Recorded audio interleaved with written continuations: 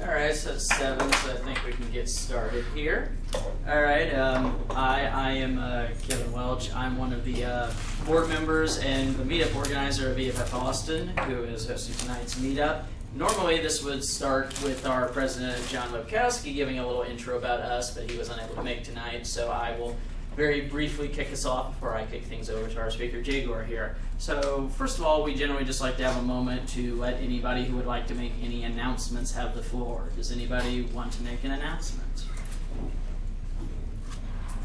You're welcome to, tell people to go to your own stuff. We're very good about the cross-promotion.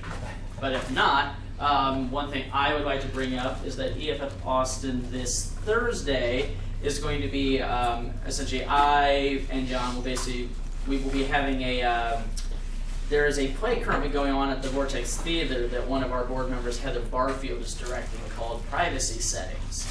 It basically is a reworking of the Greek play Prometheus Bound, but starring Edward Snowden as Prometheus. I will be hosting a essentially meetup to go watch the play. I encourage all you to come out if you can make it. We're able to get you in for just $10 when it would normally be $20, so it's the chance to see it if you want to get in for cheap. So I encourage you to attend. When was this? The current play running at the Vortex, Privacy Settings. One of our board members is directing it, and it's about Edward Snowden and privacy issues. It'll be great. On the 12th. This Thursday, is that the... It was already the 12th. What? Sorry. Okay. All right. This Thursday, I'll be there starting at 6:30. Plays at 8. Okay. But anyway, so our speaker this month here is jgor, who, in addition to being a CS professor at UT, he is a security researcher and just all-around hacker in the classic mold, as near as I can tell. But the things EFF-Austin talks about. The whole culture of the idea of the Electronic Frontier Foundation really, in a lot of ways goes back to hacker culture in the 1970s at MIT. And a very big component of hacker culture was lockpicking. I tangentially, as a graduate of Caltech, got some minor exposure to this, although I wasn't in the house that was really into lockpicking. So I don't know very much about it, but I think this may be my chance to finally learn some more. But there's actually a great deal of similarity to picking locks and being a programmer or a hacker, because it's all about intimately understanding a system completely, because you can't defeat a system if you do not understand it. So I think I'll let jgor talk a little more about his hobby that he is something of an expert in. Hi guys, I'm jgor. Thanks Kevin for that introduction. So out of curiosity, just a raise of hands, who all has ever picked a lock before? Excellent, so about half the group. For the rest of you, I hope that by the time you walk out this door, you will have opened a fully bend lock. That's certainly what we have geared up for you today. Quick note about formatting. I'm going to do a couple of slides about our background as the club, the lockpicking scene here in Austin, and then we're going to jump into how a lock works. We're going to take it apart and see the moving parts inside of it. Then we're going to talk about how to attack it, in other words, lockpicking. And at the end of all that, when I wrap up all the slides, I'll invite all of you to come up to this front table here and grab the tools you need and some of these basic locks and get started. So thinking about halfway through or less, we're just going to open it up to free picking, and y'all can just sit around and see how many locks you can pop. Sounds good to me. All right, so I run the Longhorn Lockpicking Club here in Austin. We've been around since fall of 2006. We're actually coming up on our 10th anniversary. Pretty excited about that. We have the original founder, Doug, here in the audience, and I think a couple of our members are going to show up as well. Blake, Alec, got Brian coming over later. So you can go to our website, lockpick.club, or if you go to meetup.com and search for lockpicking in Austin, you'll find us. Basically, we meet every other Saturday out at Spider House. We just grab one of the patio tables, throw all the locks down, and pick locks and drink beer all day. It's pretty fun. We got an article published in Frack magazine, this latest release, about the history of the Austin lockpicking scene, because we've been around so long. Hobbyist lockpicking in the US as an organized sport has really only been around since about late 2005. So we came in early 2006. We were one of the most active clubs over the last decade. Our parent organization, Locksport International, is they were sort of established to make these local meetup groups and hope they would pop up in every major city. You may have heard of either Locksport International or TOOL, the Open Organization of Lockpickers, if you've been to a security conference or a lockpicking event at all. And these are basically just parent organizations that are structured to help out local meetup groups with any gear that they might need or instructional material, just to keep them running, keep people excited. Locksport International is most well known probably for its lockpicking guide. This is a pretty cool comic book style guide. If you're interested in lockpicking after this presentation, I highly encourage you to go to locksport.com and download this PDF. It's a fully illustrated color comic book. And it shows you exactly how the lock works, how to take one apart and build a practice lock so you can play with it at home, and even how to build your own lockpick tools out of like hacksaw blades. So it's a really cool guide. And then finally, I mentioned Tool a second ago. I want to give them credit for all of the animations in these slides. A guy named Deviant Alam, one of their founders, has done a great job of putting together these animations and learning materials, and we couldn't have done any of these intro slides without him, basically. So with that, what is Locksport? So Locksport was coined as sort of the term for hobbyist and competitive lockpicking, as opposed to locksmithing and actually making money on this hobby. The huge difference is with locksmithing, it's been sort of a guarded profession over the centuries. They don't want you to know how easy it is for them to pick your lock, replace it with a new one, and then charge you like $80 for being there for 2 minutes. With Locksport, we're all about understanding exactly how it works and letting everyone who comes to the meetings know exactly how it works. So we want to take apart these security systems, understand what makes them tick, and then figure out how we might exploit them and eventually make them better. A lot of our Locksport organizations have gone back to the manufacturers and pointed out the flaws that they found and have helped to improve the next generation of these products. So Locksport is local meetups. So as I mentioned, we meet at Spider House every other week. There's generally a lockpicking meeting of some sort in most major cities now in the US. Here's just a couple of pictures from our local meetups. This bottom right one is actually my most recent Thanksgiving family reunion. I got all of my cousins interested in lockpicking. We're at conferences. So if you go to a security conference, a hacker conference, you might have heard of DEF CON or Hackers on Planet Earth, or here in town, LastCon, or even some of the more general IT conferences. They'll often have a section dedicated to physical security. They usually call it the Lockpick Village. They'll have different villages for different subjects. Lockpick Village is one of the things that we as an organization run. So we'll go around the state of Texas and sometimes even other states and help run these villages. And my favorite aspect is the competitions. So we have a couple of annual competitions just to see who can pick locks the fastest or build a working key the fastest. It's called key impressioning.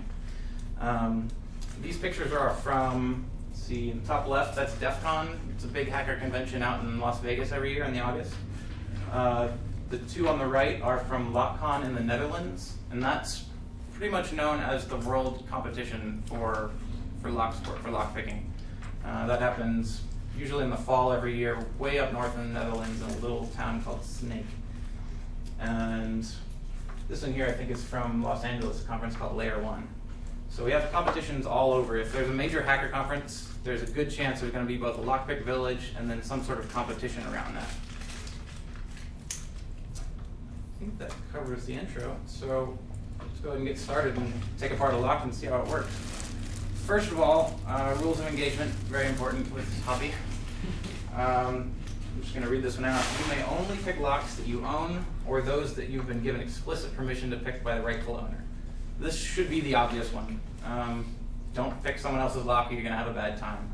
But a lot of people ask us how the laws work around this. And in Texas and in most other states in the US, it's perfectly legal to have your own lockpicks, to carry them around with you, to be picking your own locks.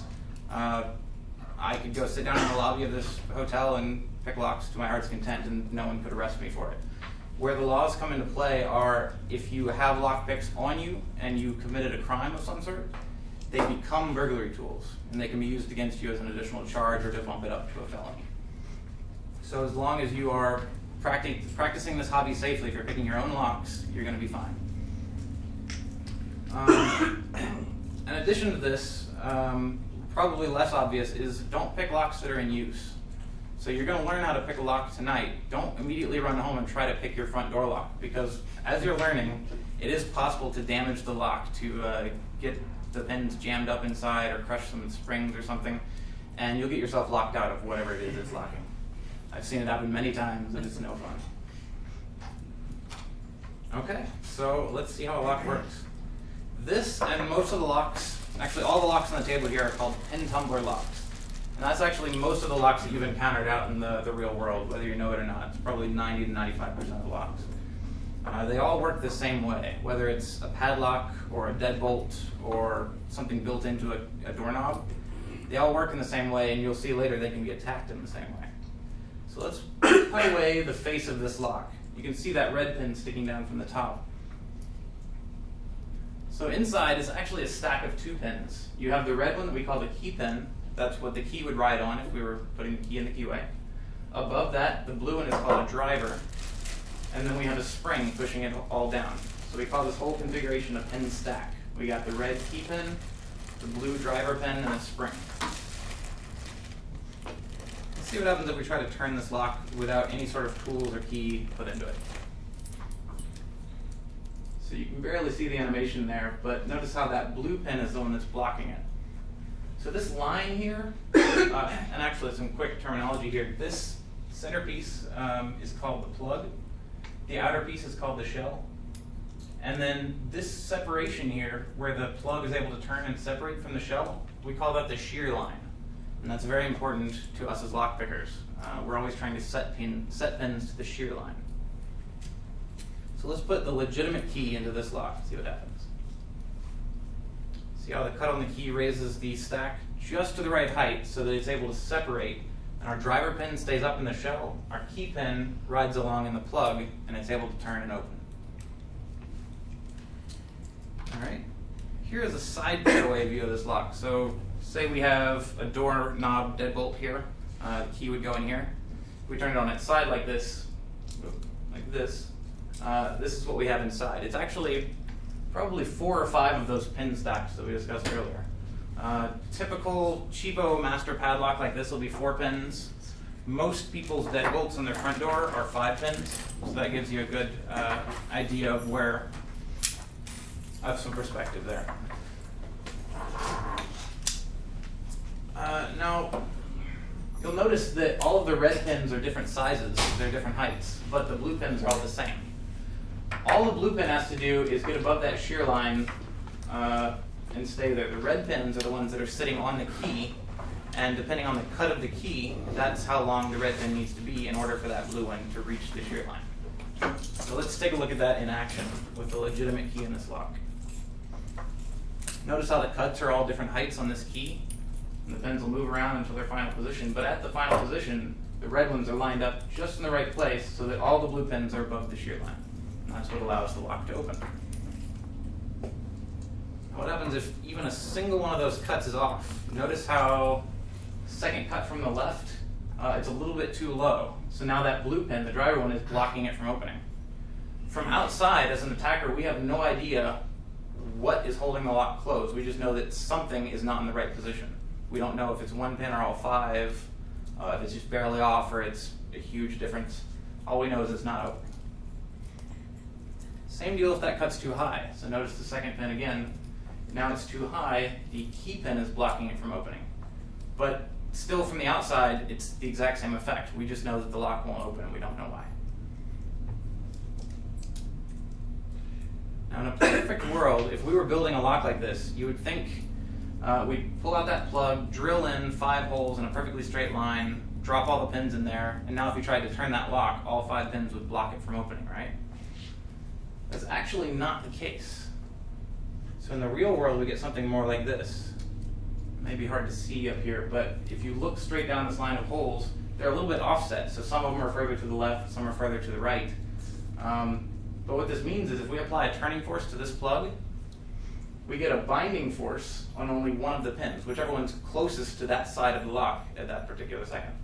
So if we look down our holes, it looks like the fourth hole is furthest to the left. So if we try turning this plug left, we will get this binding force on the fourth pin. And really, you can think of it as that lock is only being held closed by that one pin at that particular second. If we could get that pin set to the right position, we would expect it to move ever so slightly. And so that's the principle that's going to let us pick a lock. First of all, let's discuss what a typical lockpick set looks like. This is the $10 set that we have for sale, and I do actually have a couple up here at the end. If y'all want to buy a set, just come find me and I'll work that out. You'll typically see some sort of hook, which is this leftmost tool, a half diamond, the one in the middle, and then some sort of rake. And the rake is all the squiggly looking ones, anything with multiple peaks. And then you'll have some sort of turning tool, the far right tool. And that's really just an L-shaped piece of metal. And that's going to allow us to turn the lock. There are two main styles of picking, single pin picking or raking. Now, single pin picking is what we're going to focus on, but that's using the first two tools. And then raking with this multiple peaks here is the other style. It's more attacking the entire lock at once, very randomly, and hoping that you get it to pop open in a couple seconds. It either opens very quickly for you or it doesn't open at all, but you don't necessarily know why. You're just kind of raking. Now here's my thoughts on the matter. I'm known as sort of a purist. I only do single pin picking because I want to know exactly what's going on in the lock as I'm picking it. So the hook is my tool of choice, and that's what I've got up here on the table for y'all to play with. We're going to learn from the beginning the best way, which is focusing on one pin at a time, knowing when you set that pin, and then moving on to the next one. So we only need two tools to pick most locks. You've got the turning tool, sometimes called a tension wrench, which is really just an L-shaped piece of metal, and then some sort of pick. My favorite is the short hook pick, so that's what we're going to be using today. What we have to do is apply a turning force to the plug, and then use our pick to manipulate one pin stack at a time. So notice how we have a turning force on this plug. We'll watch it one more time. You see the blue pin bind up ever so slightly. And then watch what happens when we push up on this stack of pins. When it gets above that shear line, it actually clicks and sets in place. So this turning force we're applying is creating a little shelf at the shear line that our pins can sit on. That's very important with lockpicking. If you were to ever let off your turning force, any progress you had made in that lock would fall back down and you'd be back to your starting place. So you really do need both tools. Now let's set that pin again and watch what happens to the red key pin after we set this. Some of these animations are a little slow. Bear with it. Okay, so we've set the binding pin, or we've set the driver pin above the shear line. Now notice that red key pin moves freely. That's going to be important as well because we can feel that inside the lock. And sometimes with padlocks and stuff where you can actually move it, you can hear it. You can hear those pins rattling around.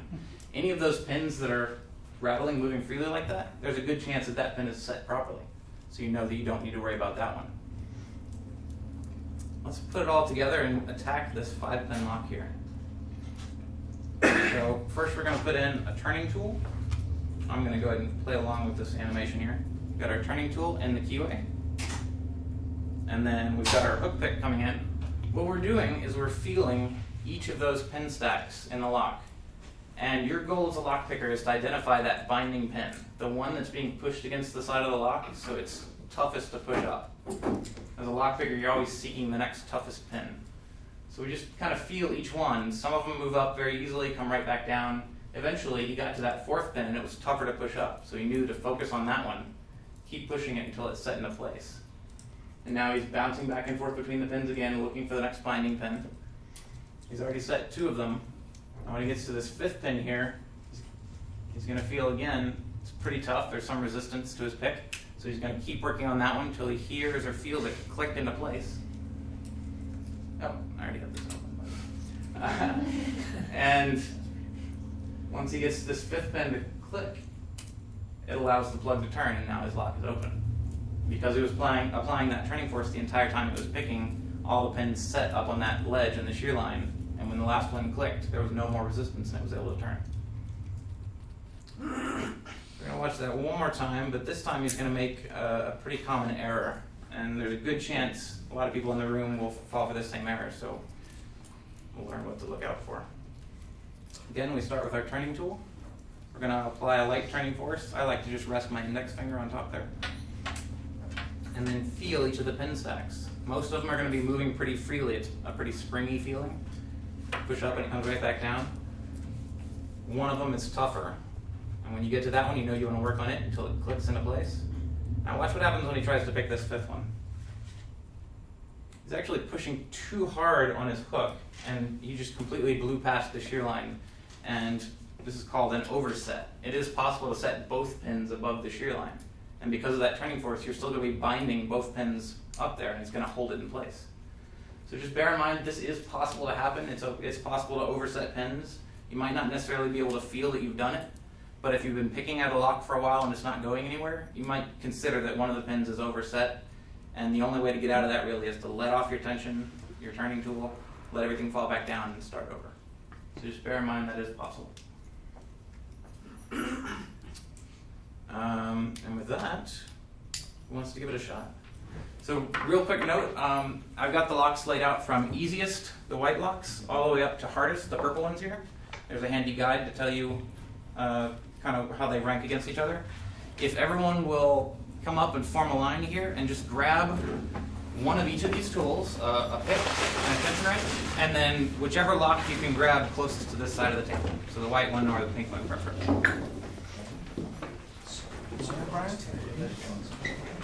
No, some of the colors. These guys here are custom homemade pins. These you can pick to the left or to the right. The most common way is that you turn it to the right, because when you put a key in the door, you turn it to the right. Unlock it. And then to unlock it, you turn it to lock it. And there are actually labels on them to tell you exactly how many pins are inside. So just look at the picture and count how many pins are. Take the principle and use the European lock, which is upside down. I didn't know that was one. Yep. In America, There's only one pin of this, is that right? every key Yes. is like this. Yeah. So if you can grab a one-pin lock, that's the best way to start, and then you know exactly which one is your binding pin. Set that one and it opens. So it's a little, that's why they call it a key pin and a driver pin, as opposed to the upper pin and the lower So they have here. Yeah, it's an upper pin. Here, this is a lower pin. Cool. So most of, 90% of them turn, a lot of them can turn the way. Depends on the type of lock. Now this one's got a security pin in it too. Does it? 40, I think.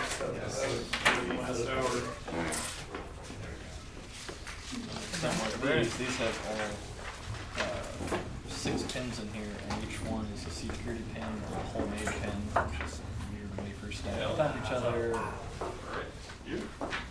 Tired and hungry. So one of the tools You'll take a So do you recommend the towel? and then some Yeah, I don't know why it's trying. Well, so not Yeah, so just. if you look at the picture here, that tells how many pins are in there. You can find a one pin. It's about 6 weeks. So here's a one pin. That's Depends on the type of lock. Some will open either way. Most locks here in America will turn to the right. But if you ever put your key in the door, you turn it to the right to lock it, turn it left to unlock it. Kind of. I worked pin so it's like 1 week. How it is. But yeah, some locks like these guys here, you can pick it going this way, or you can pick it going that way. Just like in Tasmania, They New Zealand. actually make spring-loaded tools that you actually pick it in one direction, put the tool in there, push a button, and it flips everything back so fast that the pins don't set. So if you pick it the wrong direction, sometimes it's easier to pick to the left, sometimes it's easier to pick to the right. I've been told about these. Yeah, do you have one, Tara? I want to move there. I just take a screwdriver. Just put it right there. Now just Sydney as a whole.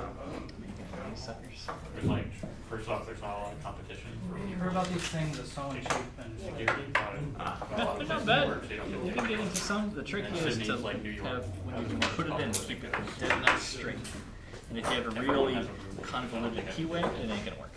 But if you have a real flat keyway like this one here, you can pretty much see straight through, and it's a straight shot up and down. Some of these, So there's this a one 2-pin and the white.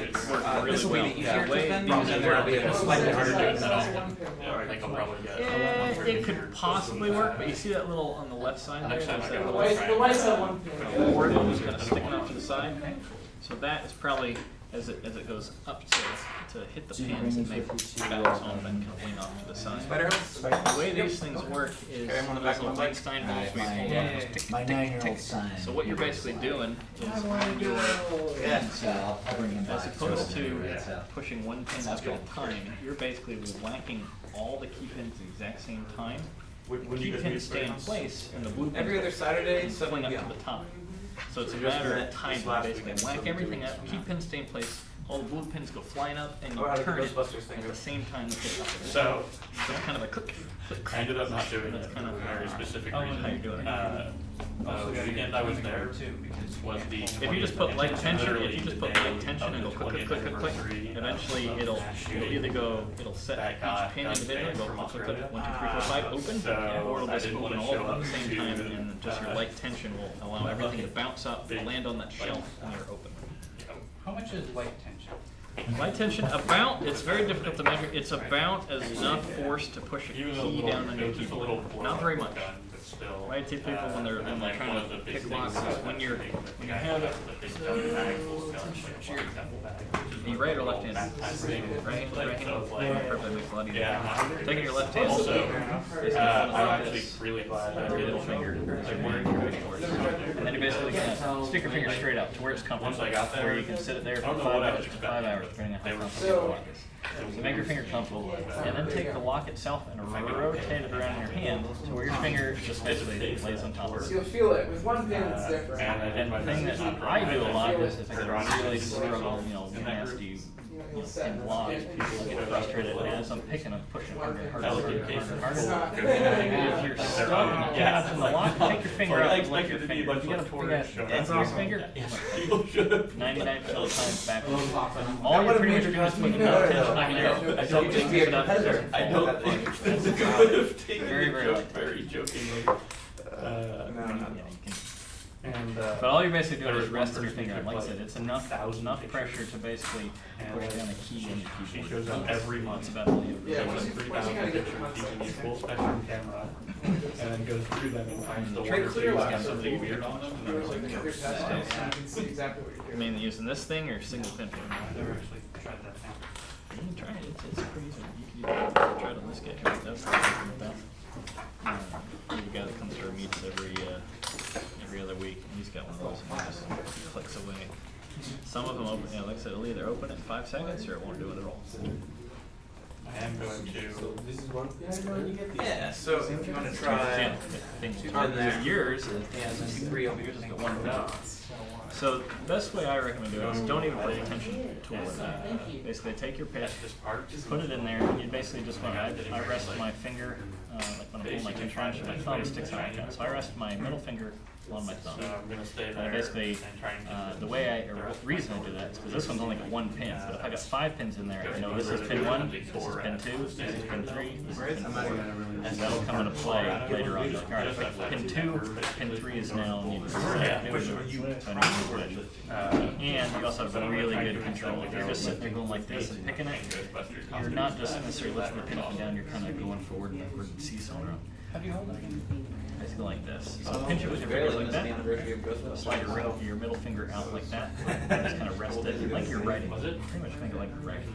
But slide your middle finger out just a little bit so it rests on the bottom of the lock. So I do it without the tension wrench first. So you basically put it in there and you want to just rotate this thing up and down so you can feel that pin springiness.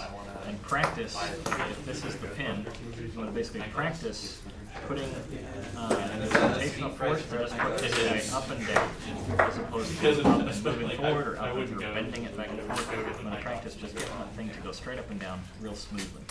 Once you get it, Sure, I'll end up. that movement down and feel what that springiness is, then you can put a little bit of tension on there. Use that same principle, No, I'm light sure. tension, find that Well, you pin, still have what? slowly raise that pin up, and then when you get to that shear line, All the passes really high in this case. and the $500. The 250 bug bounty. It's not that that difficult. was used. It's just a Well, matter so I of got that putting just light before, tension on there, pandemic. finding where that pin is, and it was just slowly raising up. 19 And you'll feel, without the tension wrench, what a normal unbinding pin feels. You It know, kind of feels springy. I And didn't then when have you a put some wristband, tension so I on was it, that paying. springiness goes away and you feel like I a got to drag, sneak into the something's, first couple before they something's figured out grinding the on the system. side of it. And that's the actual core grinding. But then, yeah, So you kind of feel springy, put a little bit of tension. Once you feel that the pin start to drag, then that's the most amount of tension you can put on that. $50. And you just slowly raise it up, ever so slowly, keep going, until you feel it click. In this case, it's one pin, you just keep going until you feel it click and it opens. You gotta plan on So the way I look at like multi-pin locks is not one lock with 5 pins, but 5 locks made of 1 pin. So you basically find the binder, that's the one lock you need to open, that one lock you need to open, put a little bit of tension, figure out which one it is. Once you find that dragging pin, slowly set it up till you feel a click. Once you feel that click, you should be able to let go, and that thing should just kind of flop up and down. The driver pin with the spring pushing down is no longer a problem. It's just the weight of the actual brass pin flopping around it. So we know that guy's set. And you go to the next one. Find pin 1, if it's springy, move on. Pin 2, springy, So if anyone wants move to on. dig Pin in 3, more, I've got a couple drag guides up here, That's your some next beginner one. exercises to walk you through Raise as that well. guy up till you If feel you're a having click. much luck, you might And check then out one you know of that these. pin 4 is already set, pin 3 is already set, and there's 2 more to go. So it's just a Oh, matter never of mind. and the second pin, same way. Like I said, without the tension wrench. Practice pushing up and down on pin 1, then go to pin 2. Practice pushing up and down with that. A bigger scoop on my thing? He's got No, it doesn't really matter. My favorite one is this guy. It's called a deforest diamond. It's a little bit different, but it's a shallow hook. The bigger arc on the back of those, or if you have 2 pins where 1 pin needs to go up just a little bit, and this back pin needs to go way up high. When you actually put a pick in here, just the actual mechanics of it is that if you try and push this second pin up, the bar here is actually going to jack up your first pin. do you know what you're doing for a lock? No, those work really well for I'm gonna be in Amsterdam a week early. kinetic tactics, basically put some tension into the thing in the back, just ripping it out and bounce all those pins up and statistics to do it enough times. Those also are really good for automotive locks or things called I think I can do that. I'm at the mercy of the tool folks because they're paying for the tickets. wafer lock. A wafer lock doesn't have pins, it has little circular discs that you need to move the circular discs up and down. So tell him you want to take it to Amsterdam and return from. That guy is kind of a crappy version of a diamond. So I imagine Really thick. Ideally, when I talk about cost, it's supposed to look like this. yeah, it's the same price. Real to go thin to Amsterdam. shank from Austin and then a to pretty Austin. significant tip. That's why I That'll did- work, I but the did problem lots is of that years. mine, if I have a pin sitting right here, I've got this much room to push the pin behind it up. So if you have a pin sitting right here, you've got maybe a third of a pin before this base, the neck of it, will actually start messing with that secondary pin. Some people love these. This is the old style 1940s and before lockpicks. They didn't have these hooks. They just had diamonds. So the old cadre you'll see out there that are 70 or 80 years old that were locksmiths, that's what they started with. And then they started coming out with stronger skins where that hook doesn't bend. So any of these are going to be These are really easy to basically make. picking 80 pounds there. Kind of more of a reach back to the older days. Some people love them, some people don't. I don't use it too much. I mainly have this one because it's about 13 thousandths of an inch thick, so it's real thin, so I can get into these really, really tight keyways. 9 hours a month. Does this thing ever get in the way of this bar? Sometimes it will. They actually make secondary tools on top of the tension keyways, which are these guys. So if you have pins that stick way far down and you can't actually put a pick in there without jamming it up, you have this guy and it goes No, up I've just been going home the 2 hours light early. tension out the top it could go. So now you're Why isn't gonna, that always? it doesn't always work. I like them. On the keys I like using these a lot too because when you have this guy in here, you can actually use this as a lever and actually rest your pin on top of that and rock it up and down. Of course, you only have to rock maybe this much. Out of the way, now you really got to crank it. So it just minimizes your tolerances in there. Allows you to work in a much shallower just have a range of crank it around. Just trying to keep that tip perfectly smooth going up and down when you're doing it around this much is a lot harder than just trying to just do that. So that versus that, it's a lot easier to watch. A little more sensitive. And then when it's really crazy, you can start making your own. Hopping on the train.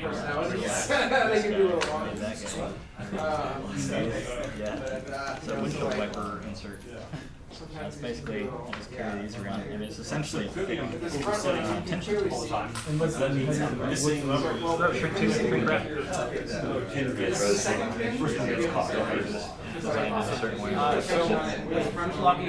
basically take a windshield wiper insert, file it down, to get a neck on it. In this case, I made a rake, so I just took a diamond and those are one of the second ones I ever made. And then I kind of took that and learned from my mistakes of what to do with it. Went to my everyday carry kit. Like that's one I made myself. I made a double under one. So this guy here is kind of a rake. That's why it's all designed. So I can break it almost all the way over. Flip this guy over. If you're working on a binding that sets in place, suddenly the next pin should become binding. So if you don't feel that transfer of energy, then So I think sometimes I got the back pin built, the bottom pin, it moved. The front pin was binding, but I could never get it to open my head. I went too far. I've been like doing this one pin at a time, like possible. stuck a rake in, did it feel like Yeah, right. rakes are cool from the aspect of they make you look intelligent. You can open a lock in 5 seconds. Very light But touch. they can Kinda also, like it pushing takes down a key on a keyboard, that the much pressure. sport out of it, you know? And also pretty I was light trying to figure force out. with the button because you want to. It's Yeah, still, you it's can coming down to tell attention. when it's. Yeah, it's basically a brute force attack. You're just basically jacking all the pins up and down really, really fast over and over and over, and statistically, one of them's going to get stuck at some point in time. And then, statistically later, another one's going to get stuck. But yeah, some people rake open locks, no problem, in like 5 seconds. Faster than you can use a key sometimes. But like I said, as far as the principle behind understanding what's going on there and why it's getting not so much. Fly from Amsterdam to Venice. So have you opened this one? Venice, and we go to Florence. And my flight out is Makes sense. We don't know. Just get some European style locks. but Is there locks that could change because I haven't actually bought it. Yeah. Then like a place you guys buy. Yeah, you can basically pick a fully pending padlock there in the green. Most of the ones that you guys are messing with now, we've actually bought years ago and then took them. And all so, apart. what exactly Like in this case here, we took every single pin out except one, just to make it easier. So in the first group here, it's just number of pins. So that would be a horribly secured device if you actually have that in In deadbolt. here, Yeah, I was wondering if you guys like start adding what's called security pins. It's just an old core from a locksmith. You can buy them out of the bucket for like $1. Or every time you change the The more lock. common one. Yeah, they just throw the other ones away, yeah. Yeah. And their whole goal is when you get that pin up to the shear line, it's supposed to kind of lock itself or make it feel like it's on the front part, but really it's not set in the right place.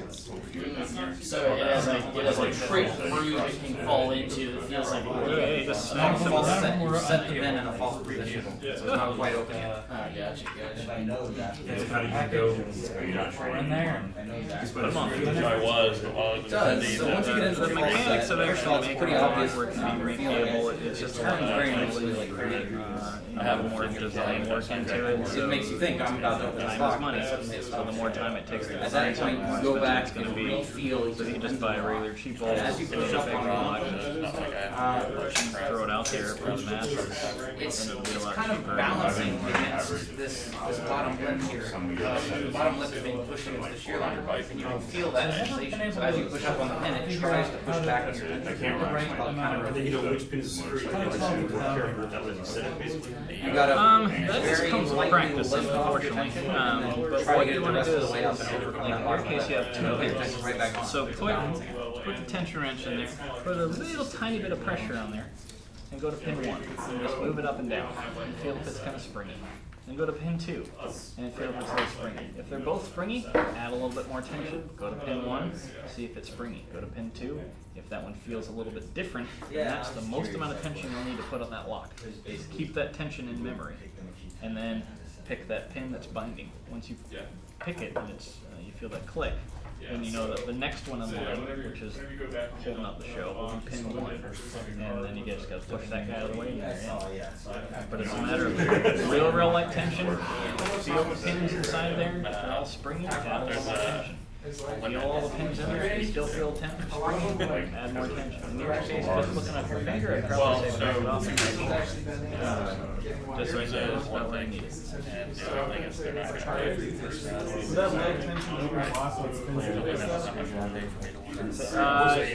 No, you'll basically click it over and all the pins will sit on the shelf, and then you can really turn it around because there's nothing in the way, so you can use it as a normal key, the amount of force you would normally take to open your lock with the key. So that This is how. he can fall back down. Sometimes if it's really just a crappy lock or something, you can pop back down and ride in there. But most of the time, the problem you get is that you shove both of them way up in there, and then the spring is compressed down enough, and the driver pin's way above where it needs to be, and the key pin is down below the shelf. If that's the case, sometimes you can just slightly remove a little bit of tension, and it'll slowly rotate that plug back just a touch, and as it starts to rotate back, the key pin should become loose, fall down, and then you're able to open it. You're not hiring anyone. So most of the time it's just real light tension. It's not a lot of. That's the biggest thing I see with people trying to pick is that you just start cranking on it, especially if you get to a lock where you're frustrated. By the time you're done, your fingers bleed. And I've been there. I've picked some that are, technically unpickable. Look down at your fingers, red. Not true. So the higher level is harder? Yes. Why is this harder? Those are called spool pins. It's a type of security pin that's designed to trick you up as you're picking it. So it'll make you think that you've set it at a certain position when it's really not set yet. Just keep going. That's what I'm trying to do. I'm trying to walk. Oh, that's how I keep going up. The 80? Yeah.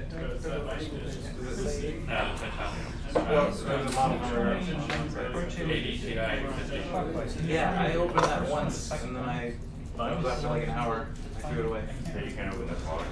Probably not. Hey, question for you. So sometimes when I set up one pin and that pretty else, sometimes I feel good. Even myself opening it. Because I'm used to the office. So does that mean that pins were set, or It could have been overset or it could have been underset, not quite to the right position yet. It just means the binding force was holding Has at least one of the pins. You kind of have to go at it at a weird kind of 45-degree angle. this one's still missing? So there's the one pin which moves freely. The second one, I can feel fine. It's, I guess, it's the right spot. So if that one's giving you a lot of difficulty, I might try just another 2-pin. Some are going to be more straightforward than others. So pin 2 is the binder pin, and you have to push it up just a touch, and then you feel light that click. Yeah. That's a pretty sensitive one. You're switching Oh up. my gosh, it's supposed to turn the other way. Which way were you turning it? Yeah.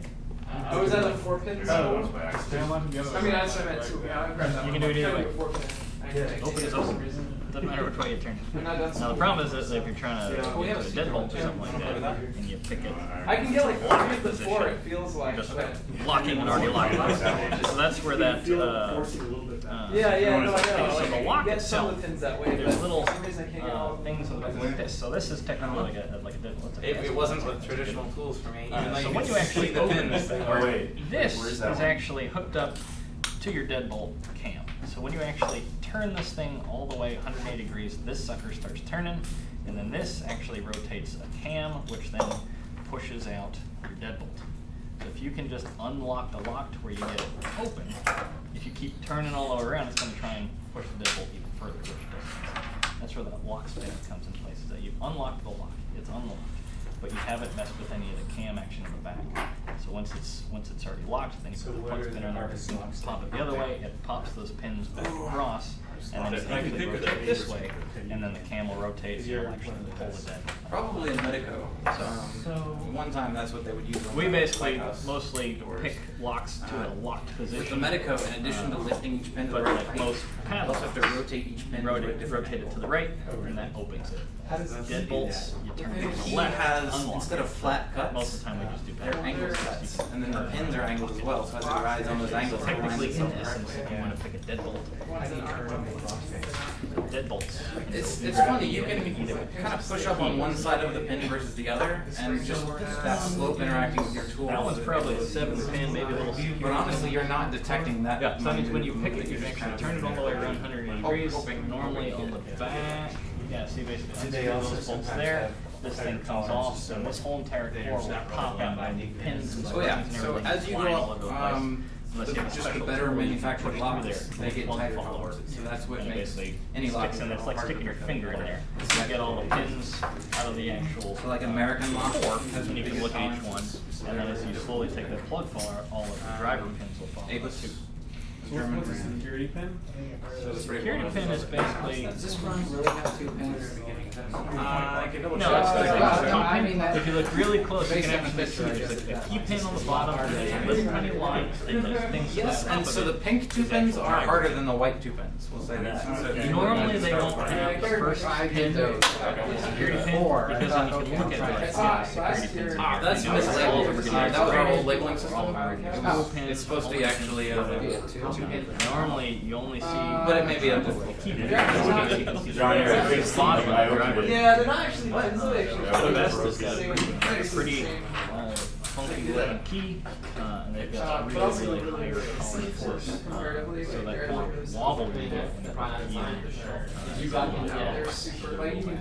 And we have see-through locks up here too. If you want to see the pins moving as you're picking them. They are 6 pins, but you can see So what's that's a going good on one to inside. see what the driver pin and key pin do inside there. Sarah will tell you the story. I'm not gonna get this thing. Yeah, so you can actually take the key. You got it? There's no way I'm getting that out. So, no, it's not. All your supposed stories is not done on the show. So, in essence, if you were to take that key and hold it up to it, you can basically imagine, in this case, there's going to be 1 pin here, 1 pin here, Did you go swimming 3, in the pin beaches? 4, Have you got a pointer there? pin 1, pin 2, pin 3, pin 4, pin 5, pin 6, possibly pin 7. Yeah. So that's straight 7 pins Right now? So it's harder to pick one that's got 7 locks versus is it it's got 1. exponential or linear? It's not like cold. Depending on who makes the We're lock making security. These channels are so much larger than I thought they would be. They're not all that large because that means that this lock would have to be gigantic. So some of the springs are only this big. Sometimes, yeah, sometimes you're not thinking out. This, you pick by staring at what's attached, you can actually put these things in here. You can see that driver Sometimes you pin get key lucky. separation. So pin 4 right there, there's the driver pin in the way. Move it up a little bit. You can It's like a huge wetsuit. raise it up a little bit. Water doesn't. You can actually see that separation. So you basically put a light tension on it and just sit there and go from pin 1 to pin 5 or 1, you know. And not every lock will go pin 1, pin 2, pin 3, pin 4, pin 5. Most of them are all random because, like I said, the machining principle behind it is that nothing is in a straight line. Switch back and So forth. that one's designed to actually go incrementally? Not really. Like I said, even this, it's just, you can see through the sides, you can kind of go through. And this is a good one, you can add light tension to go easier. I mean, they have it, but like when you look at So you can actually feel, you'll see springy, binder. So I would say That's it's what we're much trying to money. learn how to pick. Is that you basically pick it up, and then once you actually see the driver pin and keep it separate, then you're like, alright, that's what the clip I was is. leader Then you go to the beginning again, springy, binder. Alright, push that tab, and you can actually see it. It's more of a visual aid where you actually see. It also is good practice when you're rotating up and down, just moving 1 pin at a time. Some people sit there and lift everything up, and you're lifting pin 1 all the way back to pin 5 at the same time. It doesn't necessarily help you out. Yeah. I think that might be what I'm. What about food? And like I said, it takes a while to kind of get that strong compared to the digital dollar. They call it a binder. They call it a dollar, but I call it a Every lock has got different springs. So like this guy here, this best lock, You has have to got pretty differentiate beefy some springs kind of behind it. weight. So the normal, like this springy, it's gonna feel like air. Yeah. This springy is gonna feel real So, like, a heavy. digital So dollar. a binder Yeah, pin is gonna feel the same as a free pin. So it's great because it's a better lock. Normally these cores are like 30 But it's also like Does everybody have those terrible Australian accents? Pretty late for this thing. Oh, Some guys would be Hop right in. So, I'm just going to give you two tools. I like Davis. This is called a turning tool or tension wrench, and then this is called a bump. Yeah, just the way they're constructed, the key bit on it is very nice. It's a good challenge. They have good security pins. So the way we're able to pick locks, So security, if we set that, then it means it won't open. we apply No, security pin is really just, centerpiece here, and then to bind up the pins, and then we go in and try to set the pins one at a time. My what? Oh. I just raised it. On the outside, looks like the same lock. Yeah.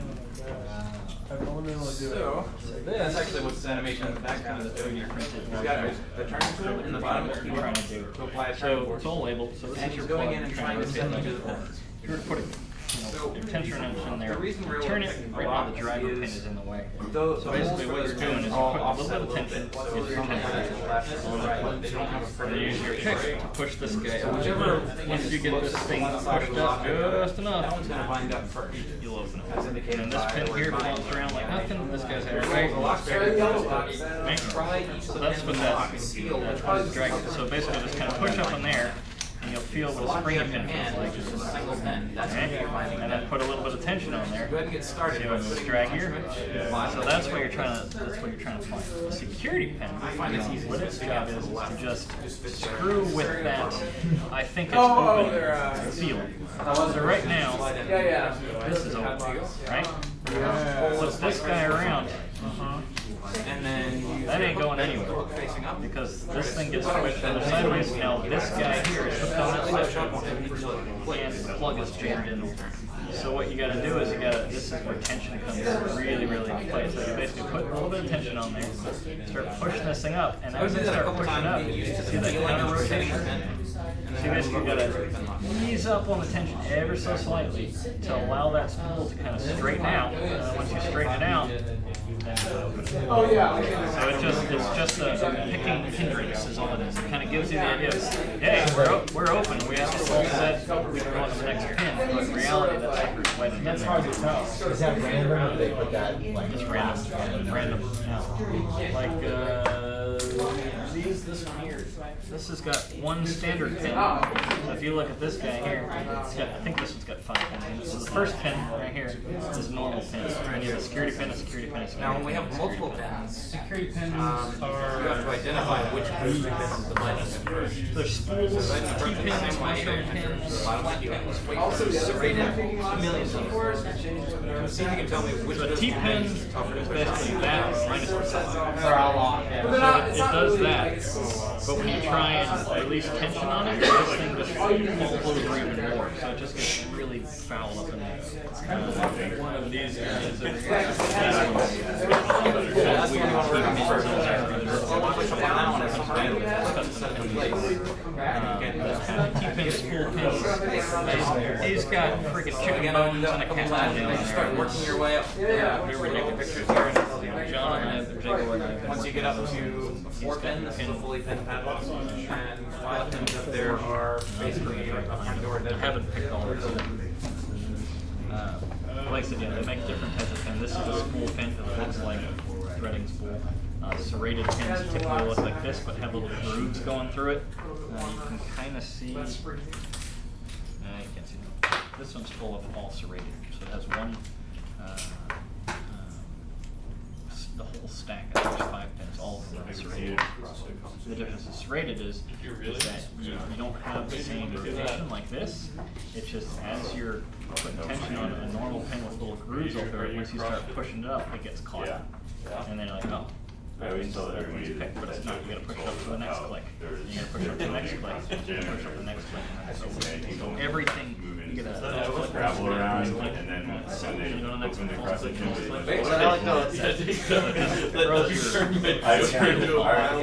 Feels like I already changed the joke, but I would tell it over and over again the same way. This kind of guy has And then after the crescent should open up a bunch of like people. No, Yes, probably. that's nowhere near the joke. So if you have the key for it, That's the joke. This Alec guy sounds like a terrible person. shoe line up here as well. no. Well, they So were- this is the only there was thing a that road trip, rotates. like a drive You can kind of see the little grooves. So for a this while. is the actual plug. This whole thing is the shell. It just basically cross fit.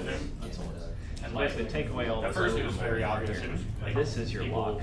Doing work, right? actual They shell. were tearing back and tearing up windows, like. They actually garage doors, make right? these, Like obviously with no outside But at a portion. certain point, like I stopped being able to tell if it was construction or CrossFit. I like my ranger. Because like there were people outside that had like a big pile of gravel and a wheelbarrow. All the There were drag two guys pins and and springs. one was shoveling gravel into the wheelbarrow and the other You was can, or if you running pick it around and the turn it yard. sideways, And then kick it come back back, off, you and can. they would The problem is switch. if you don't have a key, you go to open Like you can see that being CrossFit. Right. But if you have a key, you can do it. So basically, you need to pick it, turn it, so you get it unlocked, and then It's funnier. then it It's separates mine, all it's the way pins. funnier. If you try and pull that It's straight out, horrible. all the pins are going to get wedged because they're No, all that one, wedged in it's, here. it's really So the same principle, you can't turn somebody it. getting paid on the gravel, and the other one just getting paid. Yeah, that's the point of my joke as well. It was not the race part. I'm not sure what Well, was the race part, There was no race in the situation.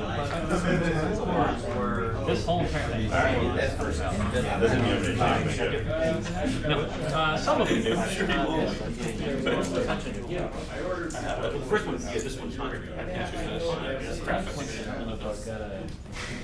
Normally, I have a screw regularly to it, so like this guy here. I know. Yeah, you have to do that Here, once you sometimes. open it, all the file is actually a screwdriver down. So you basically open the screwdriver, Look at that. So it's so hard to see. I put it up there. Cord looks It's like the bottom. exactly Go outside in the like rain and row. just wet in No, it's a running machine. I'm not sure. Like I said, I've never really messed with this one. This is the most successful I've been so far.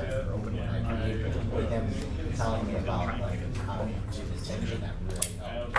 Because I typically I can overchange. That's the biggest thing we see. I've picked more locks tonight than I have in my You go entire the same life. way. There you go. It's gonna try and like see some dude. That's what we're here for. We're doing the drive up there in 2 days instead of 3. But I think we're that's the same route. Just going a little faster. Are you taking So the if car you're against in you? a house or something, you can't hold the lock. It's like- They are renting No, a it's car. basically, yeah, somebody. So you might Will have be to standard This or is basically automatic. normally there's like a So will be deadbolt knob or something like that. You just kind of hold it like that, or the doorknob. Hold onto the doorknob like that and do it. In some of the contests, they actually have like a lock. Yeah, they have a fake door, like this tall, and it's just stuck in the door like that. Yeah. And then basically once you open it, the little tiny door opens. I mean, it's like it's probably for a dollhouse. There was one in I just think it's more realistic. there was one in DEF CON where like for each lock. get this one done? No, I just got stuck once I gave up. And so like lights issue, I managed to solve. I think I got the three. I got the one that Alec has in his hand, but it's only one time. Oh, no, this one, I got this one. Believe it or not, there's a lot of owners out there. I couldn't even tell if I had the pin, like I think I got 3 pins. For the most That's good, part, actually, they're tell. not all criminals. Normally there's 3 different types of What if it only spins one way? One When did is the cipher, which That's a good question, actually. Man, it was only 2 years. So it's like, Yeah, that's why I went I read it was like to 5. I'm sure that plastic one Use comes a in smaller handy book. because you can kind That one's too of, like I big. said, I just know. Do you memorize the differences? Like, Like how the distances I guess? Not really, I could just tell based on, because you're basically, the pin looks like this instead of this. Yeah. I had better luck. So you can feel it on the front of the pin, or I'm on the back of the pin, just by that rolling. So I can put a little bit heavier tension, feel okay. As it starts to push down on, so here's my, so I can basically feel here, I'm on the back of the pin, What's your front of favorite the pin, pocket I'm on pin 2, and then pin 3, and then pin 4. You can kind of, okay, that's where I need to be, right there, not center. And you can actually feel yourself roll off to your side. problem is that if you get a real My favorite lock is sticky mine screw or something like that, you gotta push it up and roll off and shove pin 2 into the root, jam that guy up in there, and it makes it done. So when you say you're talking with Peter? Yeah, so he says real slight movements, real finite movements. No, you're talking to yourself. That's what I said. each hand's force. Because you actually have to Short. I need one. Try the gold one. just enough to get Left side backwards. That's bad. Try the other gold one. So, The two I've worked on are the blue and the silver that have the permanent micro marks on the back. The rest of them I haven't touched the file. They're using that one. They're lock. Oh, Yeah. I haven't messed I with got it. it open by accident. consideration, it's just gonna be It is open. Is this your top Yeah, spring? top of the key. You can try it. Thank you. So you may have to do that. Don't lose it. You just Line up inserted. each side together. For that size, I've got 3 different sizes. So there's thin, medium, and thick. And this guy's gonna pull this guy out. This is a fat I box. have an extra badge. I signed up for the. You just basically stick it right in the groove right there. Okay. And then you hold it the same way, but instead of rotating this way, you just rotate it straight Is that really down. the entire conference? So when you go to pick it, you basically stick it in there. What is it? Just pick it away across, binder, Yeah, I got on the red. binder, I did like I wouldn't have done it. next Is it Yeah. Yeah, you might actually feel the It's opened up.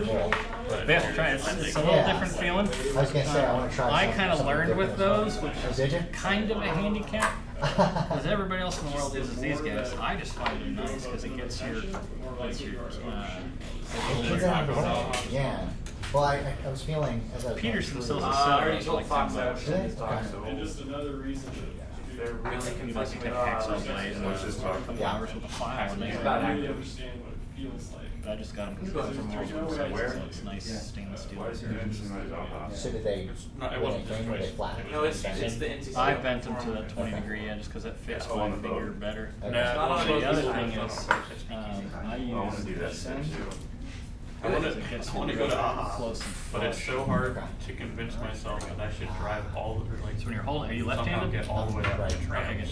good. So when you hold it, It's literally hold it like one that. foot. And then you lay your finger on it's the a tip. Let's see, I Learning. I would, except I wanted to see the pins. No, that's fine. Yeah, since you're learning, it makes it a little bit easier. Yeah, yeah. I mean, I want to try that too, but This I week, actually wanted to see how the pins were Thursday is reacting play. as I was Oh, are you going? Yeah. the visual aspect Oh, of it. you was should just- remind me about that. I'll That's go. next door. Seeing what you're feeling, Yeah. sex with the light sign. Makes a big difference. Like I said, it's a 5 or 6 pin lock, so it's a little bit more intricate. But since you can see what's going on behind Pandora's box there, you make a little. Then you can also see if you're oversetting stuff too. Yeah, I mean, I do whatever feels I feel like I was trying to learn how to pick locks and straight to be last year. I used to have a cutaway link that funny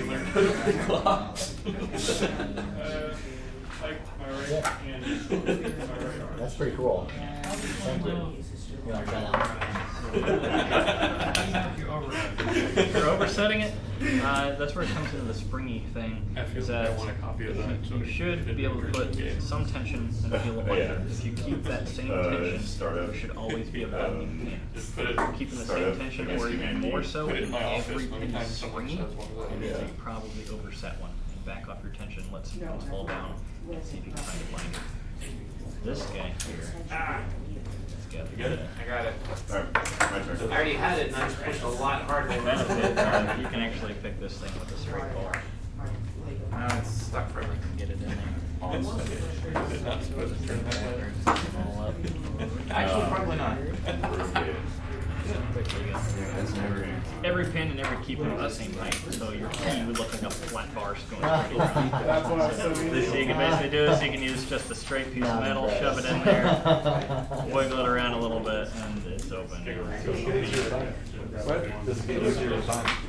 Yes. Although I need a place to. Did you do it with the box? securely. Yeah, I got it with the 2, but it seems like the 3's a big jump. They kind of increase to a certain exponential faction because if you figure out the binding pin combo or healing, you can do a 20 pin pick, no problem. The problem is that each pin that you push up there, you have to maintain the same amount of tension. There's a chance that if you let up even a little bit, one of those pins will fall back down, and you got to start again. That's the only downside to the pins. Right around here, so you don't have to worry about walking with blocks. Just for sight purposes. Make it lighter. Is there a trick to this? I'm not getting it. Is there tricks to these? I feel like I've set like at least 3 of the pins. I understand that like you have to push up a little higher and it's gonna push back. On the security bin one? Yeah. So I actually have some animations for this that might clarify it. I'm assuming so. Because right, you're gonna like set. It's gonna feel like it sets, then you gotta keep pushing, and it's gonna feel like it goes the other direction. So that's what it looks like. Right. And then it binds. You can see how it's binding when we try to push up on it. It'll get caught by the bottom lip. Right. So on this animation, Got it. this is what we need to do. Right. You gotta push it and then push. So you're looking for that counter rotation. So you've picked it normally. You get the false side, it noticeably turns and locks. Oh yeah. Hands-on visual. Yeah, that's what's going on. Oh, But yeah, it's yeah. this counter rotation force. So as I'm pushing up on this pen, it's actually forcing our tension back off. Right. So you're just trying to identify which of those pins in there is applying the counter rotation. And then let off your tension and slowly push up on that pin and see if you can get it to overcome that bottom lip.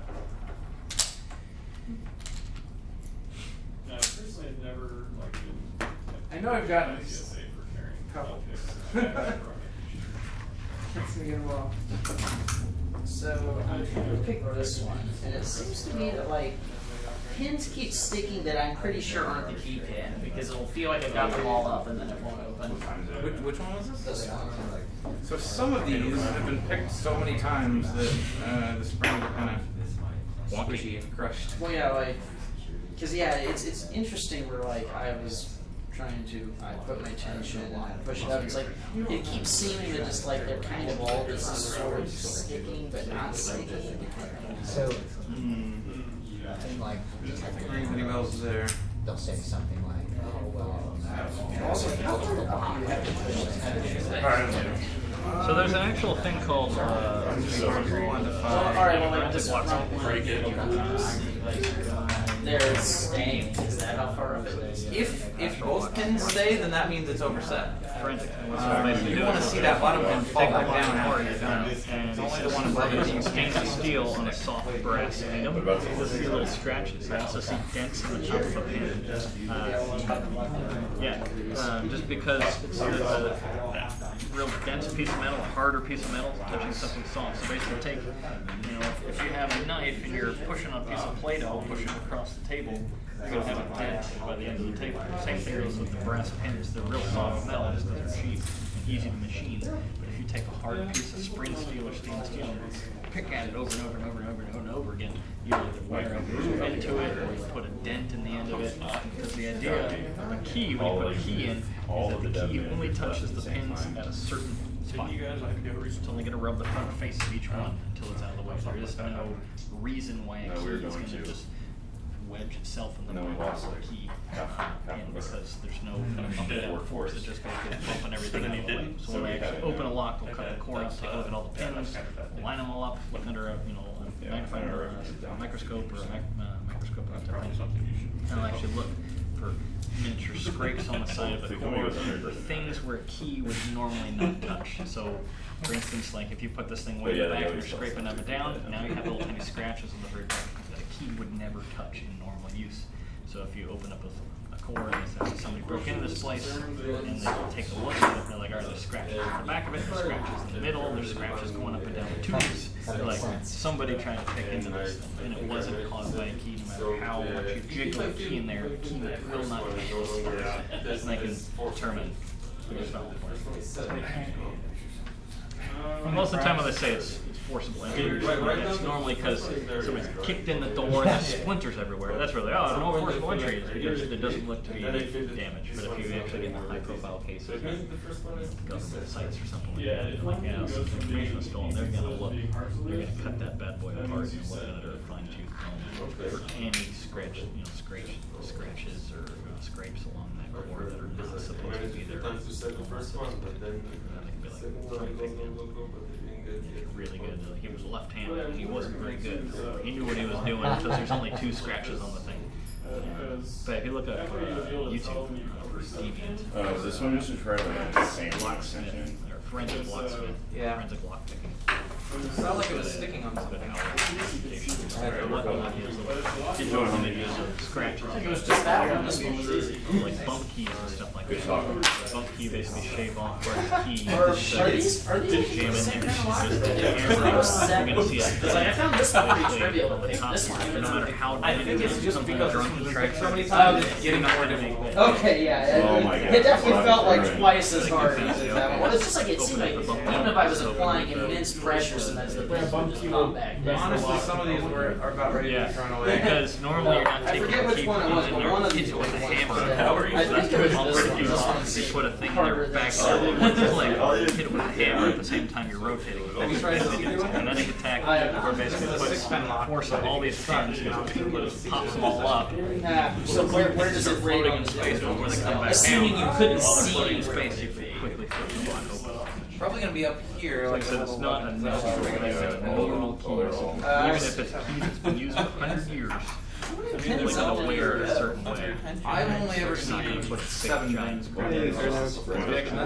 that last one there supposed to be like that, or is that? I'm also curious too, though. Like, so This before one? attacking, Yeah. you're Yeah, I'm exploiting pretty sure that one's essentially, actually- like, It You only can kind of the see mechanical design flaws and like the essentially side. It's not. friction, more or less. It's not like a normal pin. Tension or friction. I forget what's for And so, like, exactly. but It's not something me, that like, I you'd be- have to stick you'd out. make That's a lot something to worry with about. just At least, yeah, the pretty amount sure. of I mean, I force can you would double have to check. apply It's supposed to to have actually like friction go is more than a human body correct. can handle. So the reason we're able to pick these so easily is because they security locks like are doing cost-saving measures. They're cheapening out So- in the manufacturing process. So basically, you yes, just get a totally medical there are blanket, locks, come down none of all this will 9 work on cuts. because they are well made. I've seen the video where a 12-year-old did it. Wow. Yeah, if you Yeah, drill so a perfectly the straight blank line of key is holes and basically drop the put 'em in bends in, there would you cut all basically be grooves no at feedback. 40, And that 40 pin that were all, so it's just bumping it down, just rotating the keys. It's Just basically the machining like this. imperfections of drilling that just straight line of Eventually, holes. statistically, it just doesn't work. Yeah, there's just that shit. Well, I mean, these are all basic Opens it, and ones. you're like, oh crap, I gotta redo that. It did. There's some locks out there, I think awesome. Oh wow. It's really cool. It's Well, that's not necessarily looks like If this. you don't look this way, It fits on there like this, it might be and it has a little. I'd start to tender So it looks like this. So you do it, Basically, as you and push it all up and these down, ones, you like, put you it don't, and you're use not the gonna do medical that. principle where you You have actually to go rotate test to see the which key. one is stuck to So you the have to one. set it and rotate it. Well, I was really excited about the second week of October. Whereas medicos You wouldn't is be able to basically get ones like this. You you set said the you whole had block. to Set like the shear line and rotate it. The holes are like Micron basically. And then you can sit there, you can drag your pick on each one, rotate each one of those key So that pins when till you're that turning it, groove lights up with a side. you know, I have a medical, one of them I is took it not all gonna apart, for the other one. and I just No. put one pin in there, and it takes about 5 minutes just to pick one pin on a medical. No, new Blake is You're trying to oh, find and there's this just one spring is that closest, is going one on. that's If you've ever messed with There's it. a little bit, and the next one. So imagine the pin inside here, all the way Just to the tape back, it to the you lock have to to raise it next up to to the the shear line, lock. and then you have to somehow Your take new Blake the is drag entirely along the side of it more and rotate that pin Any other in its questions? position, But all Blake is where that groove on the side Getting of the stumped pin or lines anything? up with the finger. Okay. I'll work on The it. side of it, actually. Okay. See if there's Very, very difficult. Like when you say it's pretty tight, do you mean like you're just finding you're oversetting a lot, or yes? So Probably will either, probably when you so. overset a pin, Alright, cool. you do But I'll give you a text. Alright. See you later, man. So If I don't see you, I'll see you in a month want- because I'll be on vacation. you want to lift just the right amount. If you lift too much, then the key pin or the one that you can see will actually stop the lock from turning. So You have the other thing in there though, right? Yeah. Oh, I think Yeah. How much torque do you use? Like a few times. Not much. Like you should like press the keyboard like later than that. But like you could kind of poke at the first one, you could see What? how it wiggles. Yeah. I mean back. Yeah. So I don't know what it feels like for one that's not the tightest. But if you feel like it's kind of like the tightest one to press. really cheap too. Yeah, but we're What I not really. recommend is actually go back to level 1 and 2 and do the exercises. So the first exercise is yeah, but Did you get it? not a Yeah. try to- I like those. What you're gonna do is you're gonna pick this lock. It's You're just gonna kind do of it a matter again. of figuring out the right way to But to rotate it, Doing that, hang it up all the way to the can't open left-hand lock, side you and find rotate two it. little That's how I filed it down. So Once you do that, you will know, you will be able to feel the minimum tension you really need. And if you want to go more than that, you can. Doug's a But freaking tension it's good to know. hammer, man. Because put it down over there. the more tension you apply, the easier it is to feel which pin is the binding pin, but the easier it is to overset a Did pin. both pins pump out? So conversely, if you use really light tension, it's, lifting pins is very forgiving, but it's hard to feel which pin is binding pin. Or harder, I should say. So, yeah, once you do that, then just do find the binding pin exercise, and that will teach you how to feel which pin to attack at any given time. Okay. And once you do that, when you go back to this one, you'll probably have an easier time. This one is designed to help you get used to not oversetting though. Because the way this one is set up is where the first pin is, you don't have to lift it much at all to set it, and then the pin behind it Sure you doesn't can, lift but it. one way seems to be a lot So easier. you'll have to figure out how to lift that back pin without disturbing the front pin too much. So that should give you plenty to do. Yeah, I pick it the same way I pick a padlock. So was it really 7? I think there's 6. I don't think so. I think they're easy to feel. Okay, yeah. Let's roll 2 of Locksport. It's the pick a lock that's in use. It's a guy. He was talking about how he was trying to prove to his buddy that he could open his car door. They had an ice cream popsicle stick order. Eventually, to make sure that people go there. So he's up there shoving it around. He got it open. So this is in Michigan in the winter. So he locked it back up. Went to bed order, got up in the morning to the work, and all of the sticky juice and saliva things like froze the lock solid. So he put his key in there, turned it, everything broke inside. And so that's what rolled. Does one side of this still work, or is the whole? The other one is that it's Actually, it might be easier if you rent just the house or something like that. Technically, you don't Almost there. you call up your landlord and be like, yeah, the lock's broken, and they open it up and there's, part of your pick is inside there. And like, well, you're liable for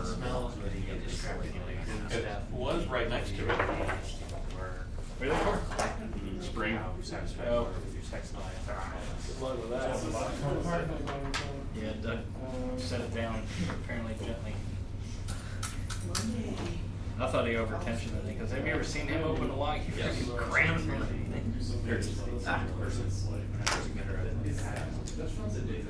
Visually?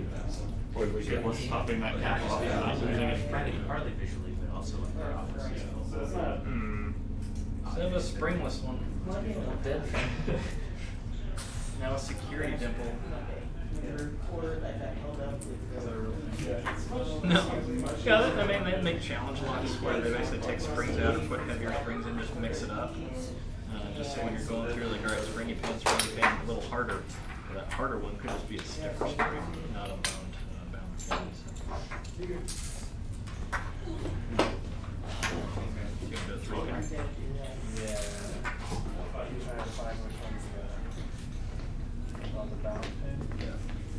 Binder, bound pin, stock pin, however you want to call it. There's many different names for it. So how do you operate? Oh, it's before the comics.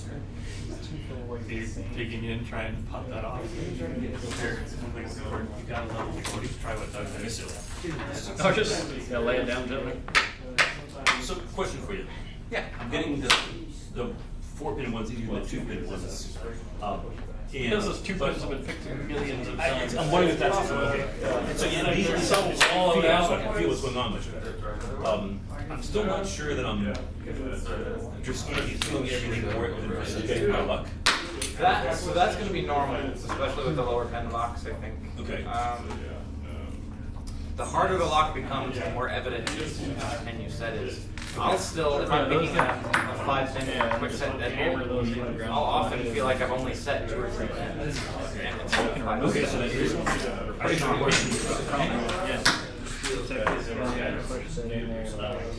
You don't necessarily even know which pin you're working on in a given second. It's just you're feeling for that binding feeling in the lock, and you know when to. You build one inventory and then start the 3 to 3. The problem is that this won't come out because the pins are all set. So Looking for that binding feeling. turn it, trying to eliminate it. Since it's turned, all the pins, the key pins are pointing this way, the driver pins are up here, and you can actually remove that guy. The problem is if you just pull it straight out, everything goes pinky. But if you have a plug follower, then basically, essentially your pinky finger shoved through there. When you pull the key pin out, all of the key pins are in the actual plug, and all the driver pins are stuck down. I have them, I just don't have them. Have better success with a knife. Yeah, this is kind of what the spring. So you have a knife on your A driver. little bit bigger than that, but yeah. This is The small one. What do you need? Scissors and a knife. You want a bigger Try and knife? get that cap off. He's actually especially Germany's evolution that you flip it and 3-node operation from the east, but it's about being buddy for all. You can hit one of these pins. Every time I do it, I hit like more than one. So that's where the dragon is. You should like this.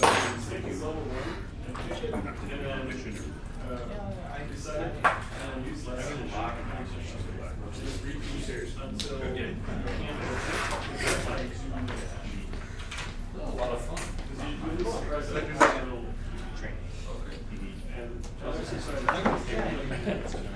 Were we talking about that? Because we were talking about the. Cookbook. Which is funny, yeah.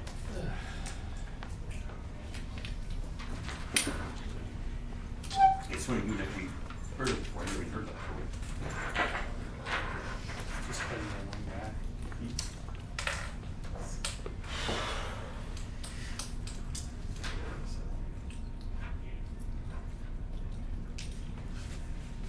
Yeah, this one's hard.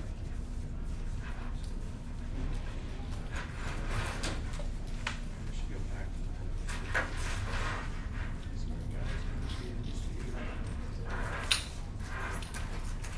Get it? Watch right there. This one's really easy to do that with.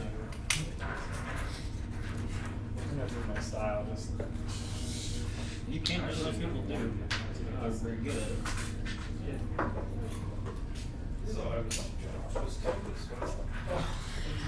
Instead of that. Yes. It's probably like a little 10 or 12. These are actually cut Or hard. 2 No, what? So for instance, this is a single pin. What? Wait, is this like an actual scale, like that's standard? Set it. Sort of. It's based on grip Turn, skill. right? Yeah, how much you throw it across the room. Actually, I'll show How you. far it bounces. You go the opposite direction. That's level 5 and everything? Well, this is basically You don't even need to finish. Right? So the problem is most people are right-handed. So especially this way, they're cutting so that it won't actually open that direction. So try, yeah, so try. Okay, well then, yeah, so I'm right-handed, but what I'll do is I'll just go up and up. I'll just go with my thumb and I find that I can open it. This is just for So all they're, different they open both cylinders. directions, these are slides. There's a dimple locker. As opposed to your normal key, It'll go one way. jagged edges going up and down. It's a flat key with many dimples drilled into the side. So you would normally put a key in this way, and all your pins will be level this way. In this case, you put the key in beside this. And all the pins are actually down this way. So which you take the lock and turn it on its side. So you can see all my pins are down here. We're actually going to put the key in the side. It's a different way. Where do you guys go and, can I get a basement set? Yeah, you can. You just basically put it in like this, and just rotate it. Oh, okay. That. You did one from strip club? Wow, that's really cool. Dance or something. Thank you guys for Sure. So did I miss anything from the I think my son 15 sometime to Saturday thing with me. I didn't go because I was prepping all the locks for this. And also the Saturday lockpicking meetup. Okay, SSZ, what time? Okay, so you're familiar with SSZ, right? That's the German lockpicking. They designed their own set of three buttons. Every other set. We just had it this weekend, so it won't be I found until myself liking it 24th. very much. That's how I opened this. Yeah, I was pretty sure that you would. So 7 to 9, we normally get out of there at 10. So I could get around 11. like 3 or 4 pins. I'd say between 9 and there's 11, one just that's depending way in the on back how we good the have to set conversations are going. before, We've been there sometimes where there's like 6 people, and I've Another been one there where there's been 30 people. It just depends. And I can't do that with the. But it's a lot of fun either way. So one of them is kind of ridiculous. The other two I used Half the time you're picking, another time you're bullshitting and just jacking around the block. And you're like, oh, I got it open. Hey, what were we talking about?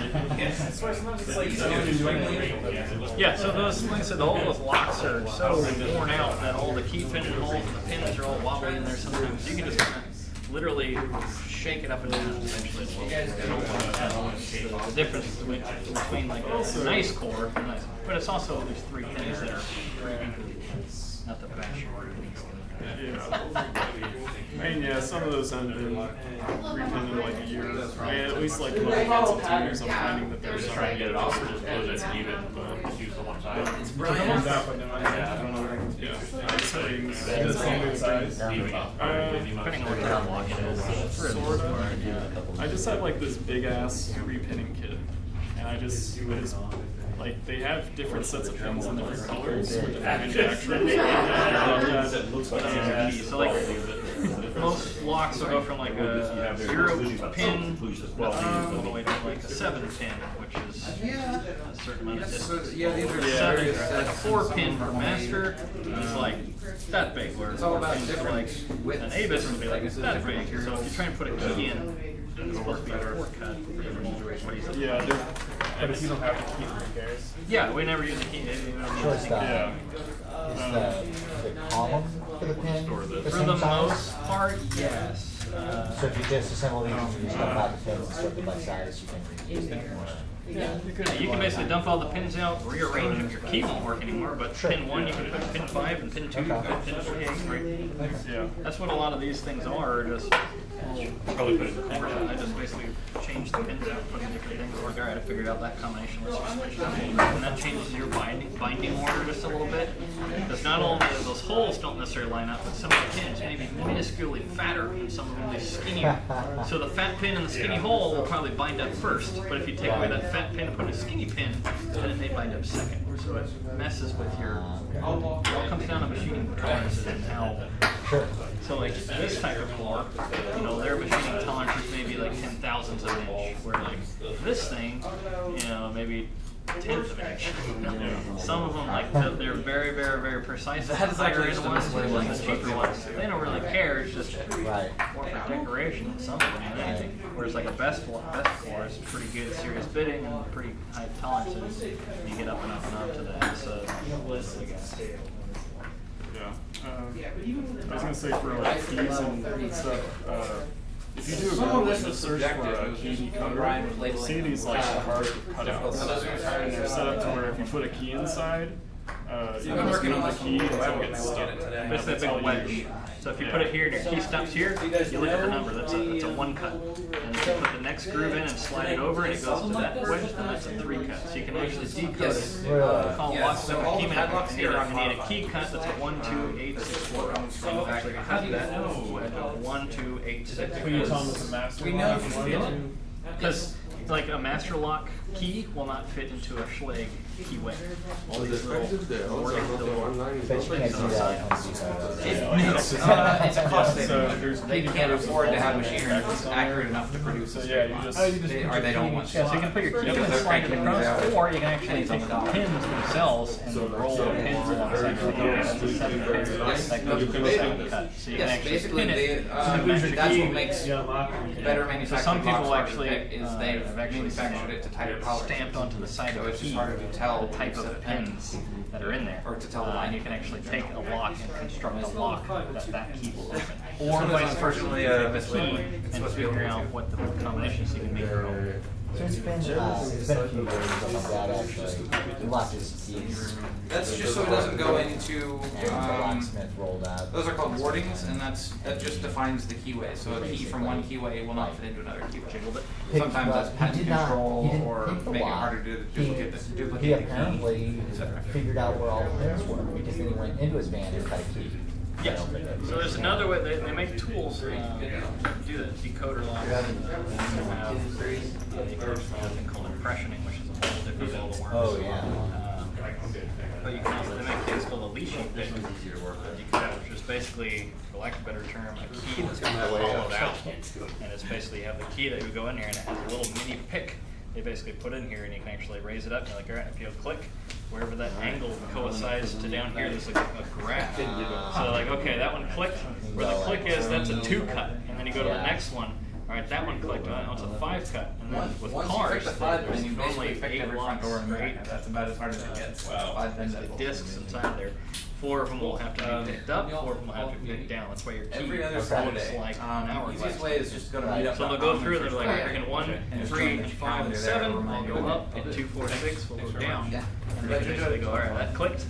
That pointer is now saying it's a 2 cut. So they can basically figure it all out. They'll open it in the process, but they'll be like, oh, that's a 1, 6, 2, 2, 8, 4 cut. And they'll actually cut a key on the manufacturer's board or whatever, but you need a 1, 2, 6, 8 key. Break it out, mail it to mail. It's the same thing. There's only so many combinations that are there in math players. Yeah, the same key as somebody else. Well, probably because you could, yeah. The problem is that most of the locks that utilize since they make things so fast, the machine tolerances roll it on. So you can actually get what's called a half cut. So say there's 4 cuts, you can do a ½ inch, a 1 inch, a 2 inch, and 3 inches to make the lock this big. You can have a key that's a 1, 2, 3, 4, 1, 3, 2, 4, whatever. So you can actually get a key cut that's a 1 1/2, a 2 1/2, that are 4, 2 1/2, and 3 1/2. So that half one will technically open a 3 or a 1. So you can actually reduce your chances from 1 out of 10,000 different things to 1 out of 1,000. So if you have, some of them are even to the point where you have 1 out of 50. So you can just carry a ring of 50 keys and tick, tick, nope, that doesn't work, tick, tick, that doesn't work, let's go through 50 keys as opposed to have a So there's a level 4 of 4 pins. It's just easier, like if you were to get a key for the level 4, it would be more smooth looking, whereas the key for the level 7 would be more jagged. Can you tell me what's going on in like And then there's some other considerations, like the keyway of the 7 is smaller than the 4, so it's just harder to work in there. What are you trying to figure out? Yeah, there's multiple considerations. I've been fairly successful with Yeah, the like other level locks, but 5, this one for some it's reason got has 2 me pins, stuck. right? One But gets really level sticky. 5 has the first pin, you barely have to lift the first pin, and the second pin you have to lift much more. So And I wonder if you maybe I'm really just have like to, shoving it all the way up or something. if you don't figure out how to manipulate a pin in the back without manipulating It feels like the it's front, sticks. you'll always overset the Yeah, first this pin. one, the springs are just a little funky, so it goes Well, yeah, that's one way. But it's just that, yeah, these may have the same number of pins, but there's multiple considerations that make them harder. This lock here is Like these, really messed with. these are What you extreme. get right Did up you try there this, with jgor? a quick set. They're all low cuts Oh, yeah. except for the very last You cut. can fix this. This is your front door. So yeah, so this one, Okay. all of the first 3 pins, if you barely lift at all, they'll set. But the very last pin, you have to really. Professional locksmith? So this is like an exaggeration. Door? of what- It can. It's There's just always to a teach way you.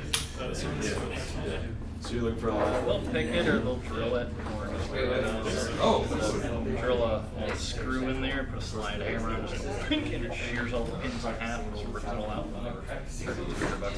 They're like, well, this one's broken. We're gonna have to put. You saw how easy that was. Put it much better secure. So they kind of get you that way, which is why this is kind of becoming. Yeah, this is not opening. Sport. Did you? So, I may not Do you want to take home the locks that's at in some use, point? but if you are locked out of your house. I was gonna take You're welcome to them now. Break it open. You're just I'm gonna take Yeah. at least the 1s and 2s. I'm gonna You also have to explain I'll make yourself. time to stop test them out because I noticed there would be more Sitting than in front these of you. maintenance. It's a whole different can of eel. So they're really crusty keyway. Some of The rest of them. That's what I was open right now. I was thinking. Of if you want me to take them out, because you guys. It's not all. I got my backpack. Yeah, the green's so- not easy here. It's not easy. Have you ever used this skill to your advantage of something locked? Really. Like when I first got into this, I didn't read the rules, and I picked my front door and my back door. Three-pin lock. Too low. And then I read the rules and like, oh yeah. I watched some YouTube videos. They're like, yeah, I can no longer get in my car door because I broke a popsicle. Or maybe I'll get in the reverse, but yeah, like now I have to the permanently first get two into the pins back you barely have hatch. to lift. So after you have to crank way high. After I saw that video, I was like, all right. But then you just go on eBay and like, I have probably a good 100 locks. John over here has probably got 1,000 at home. There is some chance that that lock is just. Yeah, you go on eBay and you just find cheap master locks. A sack of 30 of them for like that $15. ship attack where you just put a ship. Then I get like some of my high security locks. Some of them, some of them are 30, $40 a piece. Appreciate it. You're welcome. There's a couple padlocks out there. One of them is called Sergeant Greenleaf. That's if you buy it. A high end one of those is $2,000 for a freaking padlock. Why is it so sensitive? It's one of the few. So They have bomb-proof padlocks, yeah, basically. it's basically what you lock up a nuclear silo with, but it's unbypassable. Basically, you can't bypass it with liquid nitrogen. I think most of them are Medico key. Yeah, I mean the cores are interchangeable, but the really interesting thing is like, It's a 20-pound chunk of steel that you can douse it in liquid nitrogen for a half hour and hit it with a hammer, and it still will be intact. Yeah, you just have a broken hammer. What are they made out of? Just steel. I mean, it's just a lot of it. It's about this big. It's just and like that big around. It's like a 1970s silver, 1980s silver. So that's how you normally get into The labeled ones together. So if you take the labeled ones You off, can. just So what it does is press liquid right nitrogen there. just lowers the temperature of everything, obviously. And when metal gets cold enough, it becomes brittle. So what they do is they basically, the pins inside there are softer metal, get them cold enough, and you just basically put a screwdriver in there and crank on it, and all the pins and everything inside just breaks. These are designed to not do that. So they break the pins, not the whole lock. Yeah, the pins, the core, the bitting, everything. I mean, you're not looking to get in there discreetly. You just basically shove something in there, hammer in, and crunk it over, and everything inside just busts apart to pieces. Then you shake it out, and bits of metal come out, and you're in. Most of the time when you're doing that, you're normally going in and out quickly. Liquid nitrogen. Oh, who knows? You probably find someone eBay. The same place that's plans to steal nuclear weapons. Exactly, Right? yeah. That's the only thing that's locked up with these. Some sort of terrorist. Chemistry department. That's it. Yeah. Yeah, actually, that's something that came up today, right? Didn't That Justin is mention sponsored the that? background in RIT, Like, the CEO. Man, most university chemistry labs will just have a tank or two lying around. You also think of There's a every huge hospital and stuff like like Sure. your MRI scanners and stuff like that are cool. But it's Like also the the magnets, CFO. and you can go with the liquid nitrogen. basically borrow They have tanks that they just laying around. So if you work in a hospital, waiting for someone to pick you're up. like, yeah, I need an extra tank. Emergency. transport It comes in a liquid. You've ever seen those? Bill Nye the Science Guy carts around a little thing of it, whatever. it evaporates. Or even Yeah, like if you have an real airtight steel container, a double-walled container, yeah, you can cart it wherever you want. cooking now too. There's a lot of like Yeah, a lot of molecular cooking. They have those cosmetics, ice cream liquid things that you nitrogen, just or pour say you're a nitrogen. chef and like So Chef Bob down the road making the frozen nitrous oxide or nitrous oxide ice cream. Yeah, that'd be a good one. I need to get on that one. Entrepreneur over here, laughing cream. But yeah, I mean you can get it anywhere. I mean you can do anything. Freaking Oklahoma City bomb or whatever. That was diesel and Stabilizer. diesel and fertilizer. You can get any of those. Just buy enough of them. They black flag you. You're like, so what are you doing? So the reason is Something you can, with enough the research, first you pin is set can up damn to near get anything you pull want much these to days. set it, and then behind it you have to lift much more. Yeah. Well, moderately. I mean, you can make the Still thermite not hole. like the most rate, but it's to teach you. But if you want to burn through the lock, Pretty powerful. To just basically deal with that situation. It's not like an easy to lift. Oh yeah, or yeah, in yeah. front It's of not something you just make in your bathtub like mass quantities. whatever. Unless you have a really big bathtub. Yeah, really Time ruins and the bathtub patience. when you. Anything can be done with time and patience. Same with any lock. You can open any lock if you get enough time. Problem is I'm not patient enough. I always said time and money. You have enough patience, you'll get enough money. Or somebody will just watch you and feel bad for you. Just pay for it. Alright, dude, you've been banging your head against that wall for a while. Let me buy you a pillow. It's always good when it's dead quiet. You hear that click. Yes, You know somebody just got a smile on their face. It's like when somebody gets an idea of a concept and the click is inside, you don't get to hear that on audio. Yeah, this is a physical aha moment. Ah, yeah, I got it. Audible gratification. That's what it is.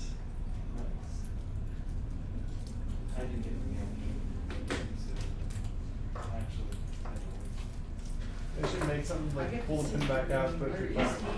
You do what? Basically, just like put it on and you pull Is it there a back time out. that we get kicked out of this room? Technically not. It's Or like, whenever I people go get too bored. far. That's what those diamonds are. It's a kinetic attack. They also make things, they call it a batarang. I think actually, I don't have one.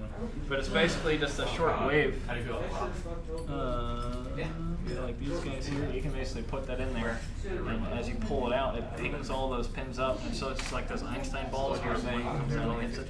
Well, basically that kinetic attack basically goes and just basically whacks all the key pins as it goes out, and just makes a wave. And that wave will actually launch all the key pin or the driver pins up, and they'll float in space for a little bit before they come back down. So if you pull it up fast enough, everything goes floating up, and you have that gap. And during that gap, you apply tension, and you can crank it open.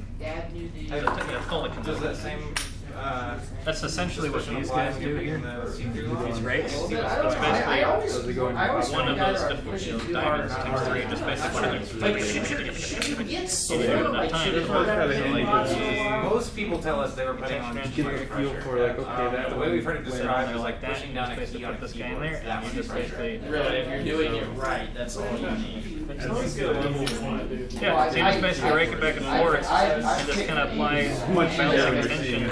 And over Like I time, did a one, you get at it. I'm not very good at raking. I'm better at picking. And is this universally applied to any lock? But that looks a lot more Find the minimum on this, it's gonna work fine. It'll be very slight variation. Like it might take slightly more, but it gives you the balls. But you can definitely see like. But yeah, you can just kind of sit there and rattle things around. As you rattle around, things will loosen up Yeah. and All get it is, set. you just go level one, pick it, And you do and it then enough times. You after you pick it, you apply less tension, and just do it over and over until you So on the just get over press the lock. flat lined up with the edge. practice locks are all pretty much keyed. After you do that, you will Like understand. this one, you probably Okay. wouldn't be able to rake that open if you sat there for 3 days straight because they're all super. And so then you can see like the depth as you go from It one to starts the next. jacking up and sideways, and it's never going to give you enough counter rotation to bounce it up and over. You might get lucky, but it's unlikely. I'm picking up at 9. Yeah, and walk right over there. Thought you knew.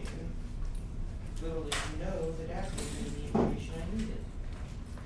Oh wow, that little. This Okay. used to work. Yep. So you knew how the insurance worked. Yeah, it's really the best way because like I can't. Like this one. I mean, I can tell you, but you won't really understand until you feel Like it this one? yourself. Oh yeah. The hardest thing to teach is to Doing that one of these? Yeah, just the level one. Yeah. Pick it over and over, less tension each time. And it's a good thing, like if you're picking it for a long time and you're not getting it, stare down at your finger, and if you have a big giant groove going down your finger, you're picking too, you're tensioning too hard. Well, yeah, I knew I was. I just didn't know how much. Yeah, it's roughly about enough pressure to push a key down on your laptop keyboard. It's on Not the very wrong, much. wrong one. It's on my pick finger. Yeah, though. Yeah, your pick finger, you're gonna jack that one out no matter what. Alright, we're trying this one from the back. I'm not convinced this is a functional lock. Ah, damn it, now it opened. Really cool. Fair enough. Does it meet the Yeah, and don't worry about that last. key variation standards? Barely. The max. Yeah, it's like at the absolute. Okay. Max. There's 7 cuts of difference or whatever. Yeah.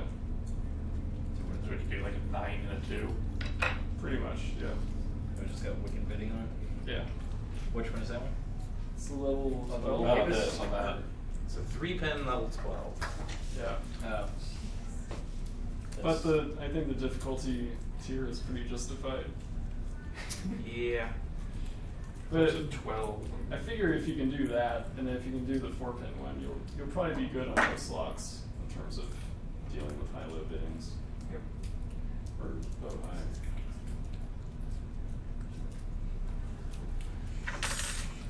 Yeah, I don't.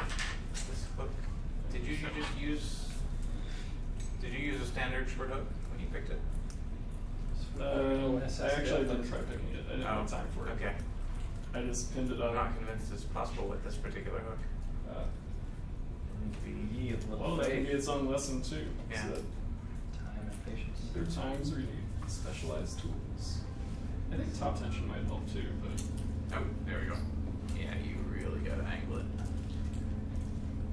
Top of the keyway tension, I find a lot of those high-low things become obsolete. You know, that chunk of steel on the bottom. That's where I was crippled, is because I started learning top of the keyway. And then I met you guys, and you're like, yeah, we'll just use this. And I'm like, oh, shit. Now what?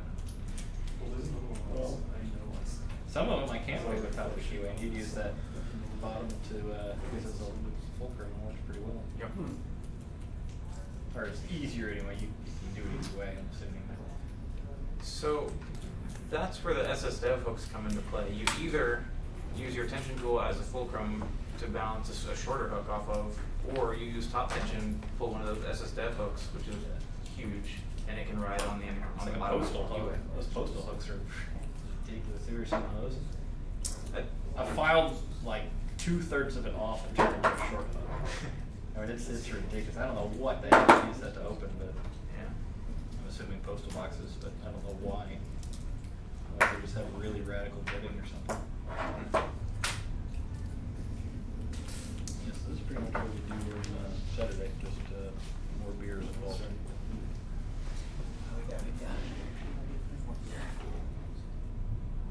Doug was Which is a sweet spot how much big these are. What levels? The Palmer Peak. Oh, I don't know the level, but I mean, it has 5 things. This has 2.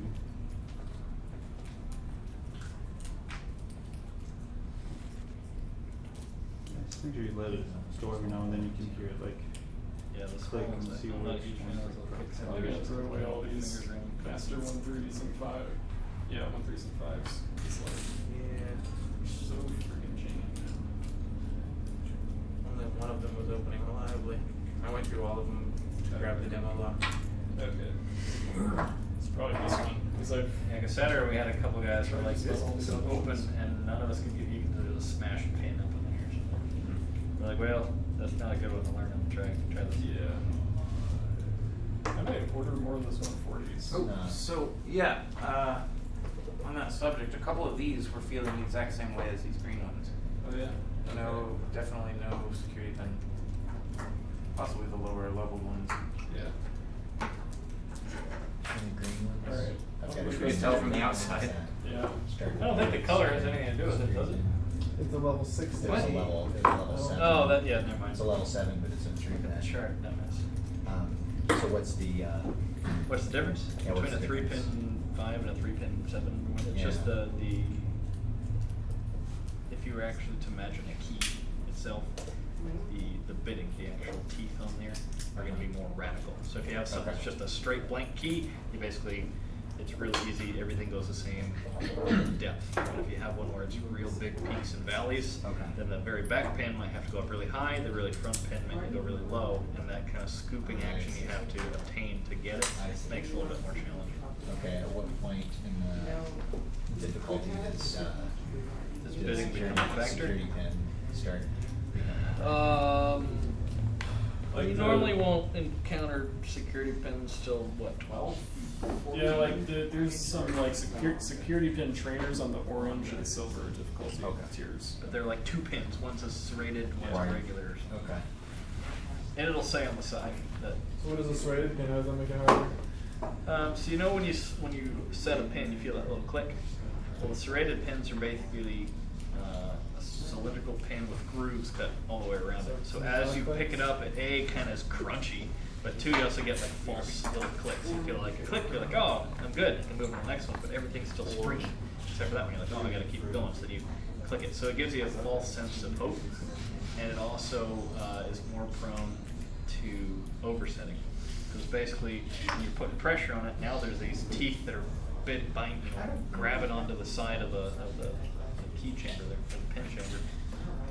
So it's kind of like, Brian brought this up the other day, it's kind of like when you're pushing on something, right now it's two smooth pieces of metal. So it's basically like, put a big 5-pound chunk of steel on a piece of ice. When you push it, you can go nice and smoothly.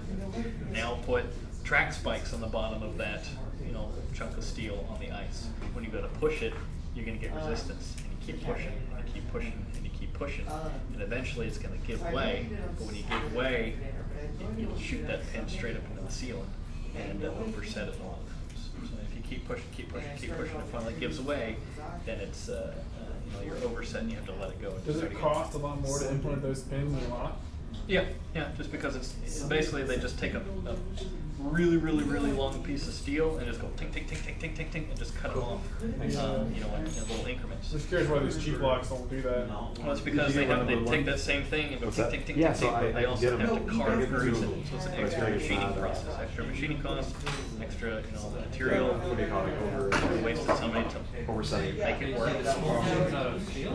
No, they're all brass. Most of them. They do make steel pins, kind of anti-drilling pins, because basically if you take a drill it straight through there, it's brass. It's really soft. So all the brass just chews away.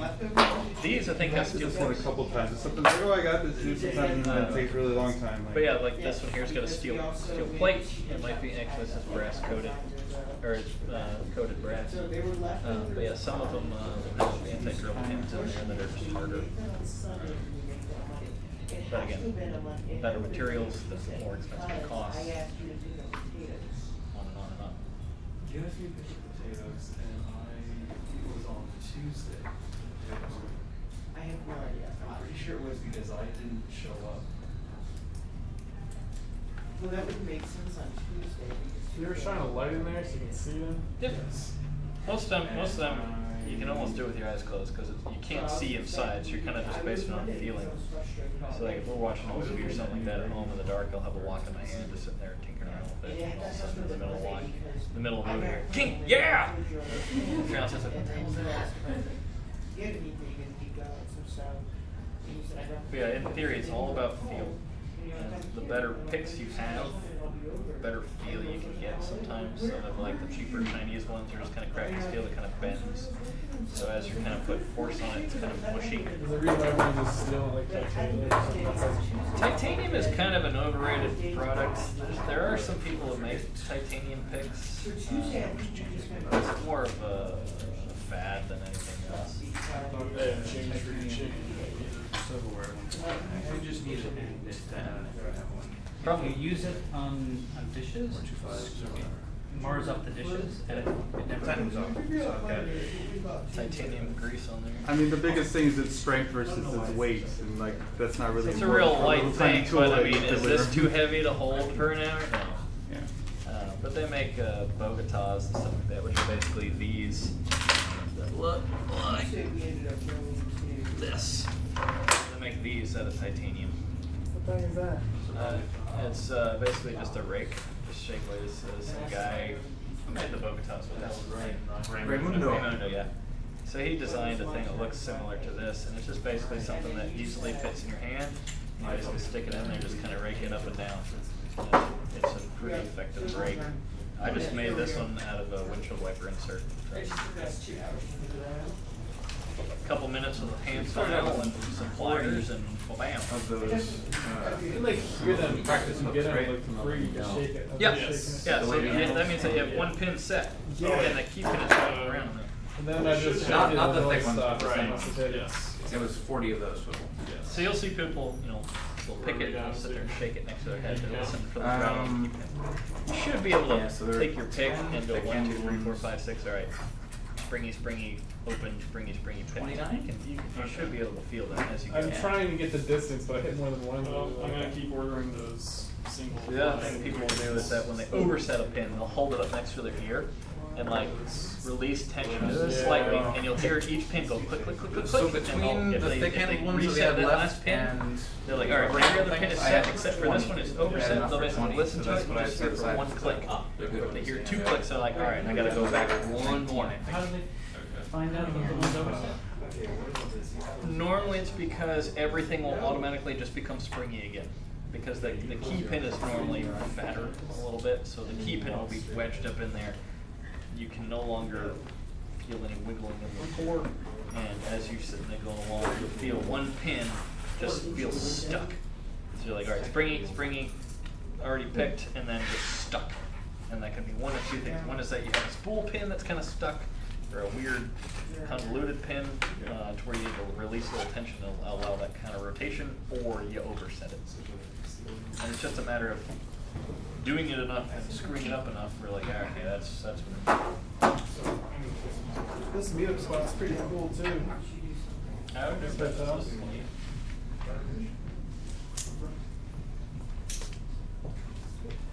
There's a lot of wasted space to put a parking stuff on. Well, it's a hotel. Yeah, it looks at the Omni Hotel, one of the rooms of the hotel room, so they gotta make it fancy. Thank you. No problem, man. Have a good one. Thanks for coming out. I'm glad you came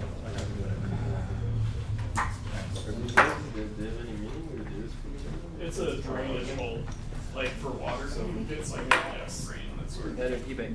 eBay does not sell lockpick stuff, but they sell oodles and oodles and oodles of locks. Is it not allowed to lockpick stuff?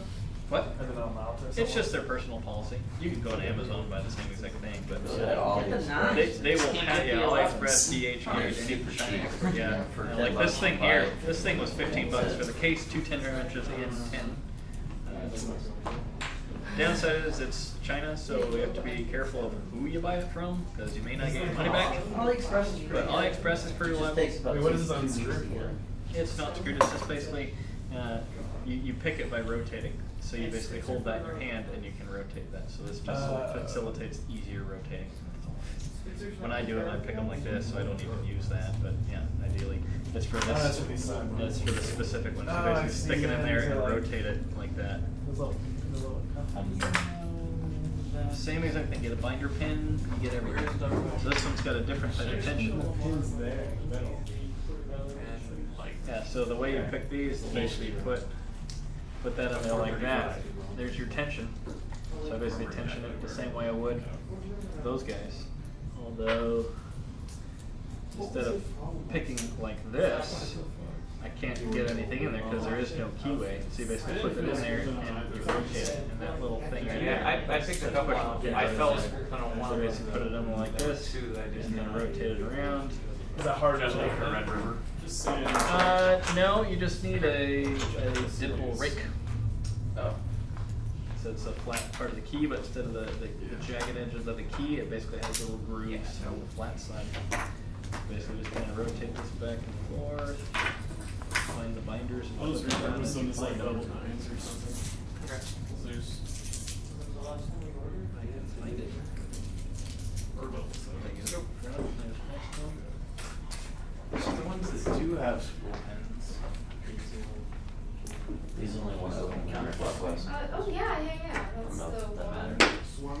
Yeah. Which one of those either way? They just, Or they work? smooth as butter counterclockwise. Okay, probably the They're just. So the problem you get with some of these is More people. now it looks like a normal pin. Could also be. The problem is that when you turn it, the pins are actually smaller than this gap right here. So the pins get lodged up in there. So the way to fix that is you put a straight piece of metal all the way in the back.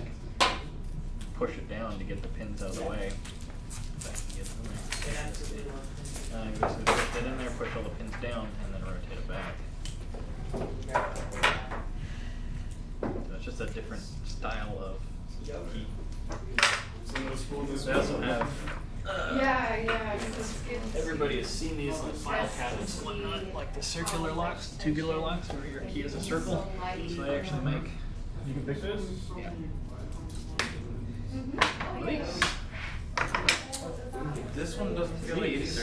You can actually, it looks like you're basically mimicking a key. Is what you're doing. So this guy here, actually, we're going to see those little things pop up there. Yeah. So Sometimes this one, when you think those it's are separate. Yeah. it does not feel. So I can basically push each pin up, in there. not the binder. And I don't actually know that I've ever picked a 140 and pin one, this would be a cut two. that's been used a couple Cut three, times. this would be a cut And four. ever, Basically, I don't know that I yeah, felt put it in there, comfortable just with jiggle that. back and forth.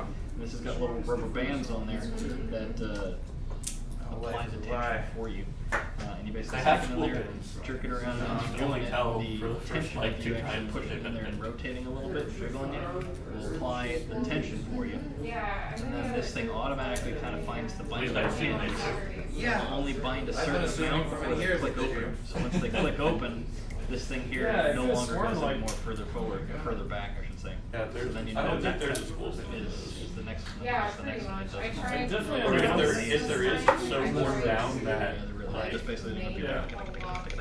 And then the nice thing is that I as long as could've- you I don't could've touch any of these sworn when I things, you first have a ordered key. my first I batch can go of away for a boards month, for come this back later, set, put that in and there. they had pull some it back. things. I just ordered 8 this past This week, whole thing and none of was them felt like 20 it. bucks. So don't you have to move them farther at the start though? Yeah, so the way you set this thing up is basically take this little thing, push them all forward. The ones that So do they're not all have at that the marking on the deepest bottom that thing will go. Yeah. seem to have schools Zero it out.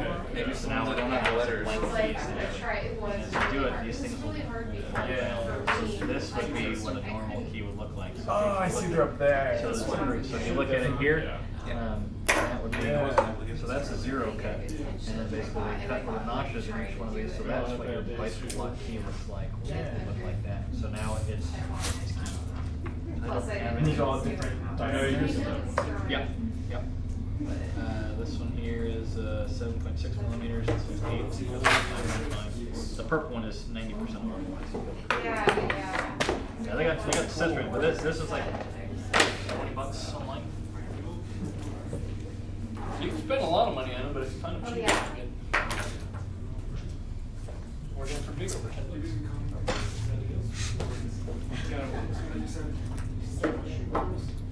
It's 9 o'clock. I think I'm gonna start packing up. So whenever y'all get to Yeah, we need to get out of closing point, bring everything up to the front table here. Nothing? I don't know what's going on. It has the letters, but it's also very difficult to read. Oh,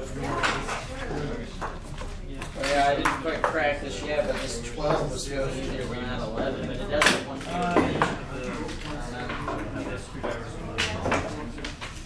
So the way you use those is you Yeah, use I was getting way more of them up on that one. I and can hear then like one up on put this guy in there and just basically sit there and do that. Pop all those pins up and then your tension wrench should open it up. So you're not turning the machine into a tap, just break it off. You need to have that thing line up as close to the nut center as you can. It's like another 2 weeks before our vendors gonna It's just spring steel. Yeah, it's spring steel. Oh, it used to be spring steel. It does better, just a better shock rubber than say Unfortunately, no. you use it enough, they'll start. Well, I guess spring steel return factor better, and it's cheap. So yes, China and not China. Yeah, there's a method to it. Usually I have cash, but this time I'm like, no, I don't need cash back. With this, You want this? find another way to pick. Whoa, what is Found that it in the sucker? street. It works. I was able to open it. Sure. It's Whoa. massive and filthy. Thank you so much. Yeah, I just want to say thanks everybody for attending. We hope to see you Thursday. We hope to see you next month. Hope you all have a good time. Slick. Slick Steven. I'm Brian. Yeah, you come out like that Saturday night. Yeah, the screening and Every other Saturday night. Did you come in late? Oh, I did. I was really Okay, we're on, yeah. Thursday evening. EFF-Austin is hosting a performance at the Vortex Theater at the Play Privacy Center. There's like a Longhorn Lockpicking. It's basically an adaptation of the Greek play Prometheus Bound, starring Edward Snowden as Prometheus. One of our board members at Barfield directed. I'll be there hosting before the play. We'll have a talk from our president, John Bukowski. I encourage you to come out. They're also, Act 2 is pretty much just, hey, here's how you can increase your privacy, the interactive play, so you should definitely come. That's great. Awesome. Thank you so much for all the info. Yeah, no problem. Oh yeah, no problem. It was a lot of fun. It's more interactive than they are things usually are, but in a way that almost made it easier because everybody's content to playing with their little locks. I run B-sides on one away. Took up money for 2 different charities. You guys. So here's the 80. Oh, here's. Is there time some money for you? Is that okay? It's more bang. Yeah, I mean, you know, I'm not technically the treasurer, but Okay. I've Been carrying this around for a while. So what was this for exactly? It was for you guys? The I- conference was B-sides Austin. Okay. So we always do 2 charities every year. Okay, yeah, John hasn't mentioned this to me yet. And they always do EFF, but they always do national. Because the guy who ran it before me didn't realize, well, I don't, maybe he did, but he didn't know there was a local chapter. We're the only city where there's one. I know. So I figured we'd switch it up and make it for you guys. I think you guys could have done a lot better if you had a presence there. I mean, Wildlife Rescue had like images of animals Well, and stuff I've like that. I've so. had presences for us in the past, like the body acting Yeah. I was manning our booth. Oh, John cool. John didn't mention this one. Oh yeah. Well, it was like 2 months ago, and I've just been carrying that around forever. All right, I'll let John know we have this. Okay, cool. Awesome. It's only a few $100, but it's something. Yeah, I'll would take just- the feedback as well. Maybe we'll try to get better staff. Yeah, I mean, you guys could probably do like a membership drive or something. I'd be happy to set you up with a table. There's no charge. And so, what's your name again? Matt. Kevin. Yeah, nice to meet you. Oh. Yeah, to see you again. Yes, I'm bad with names. I have to meet people 5 No, that's times, cool. and with big meetup attendance, it's even harder. Yeah, no, totally. All right, cool. Thanks, See you Kevin. around soon. Thanks, jgor and Ali. Appreciate it, guys. Yeah. Wait, did you want also the attention tools separate for the good ones or no? If you already started mixing it, it doesn't matter.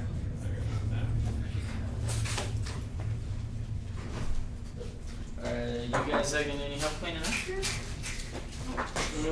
More of an organizing shovel on the back kind of deal.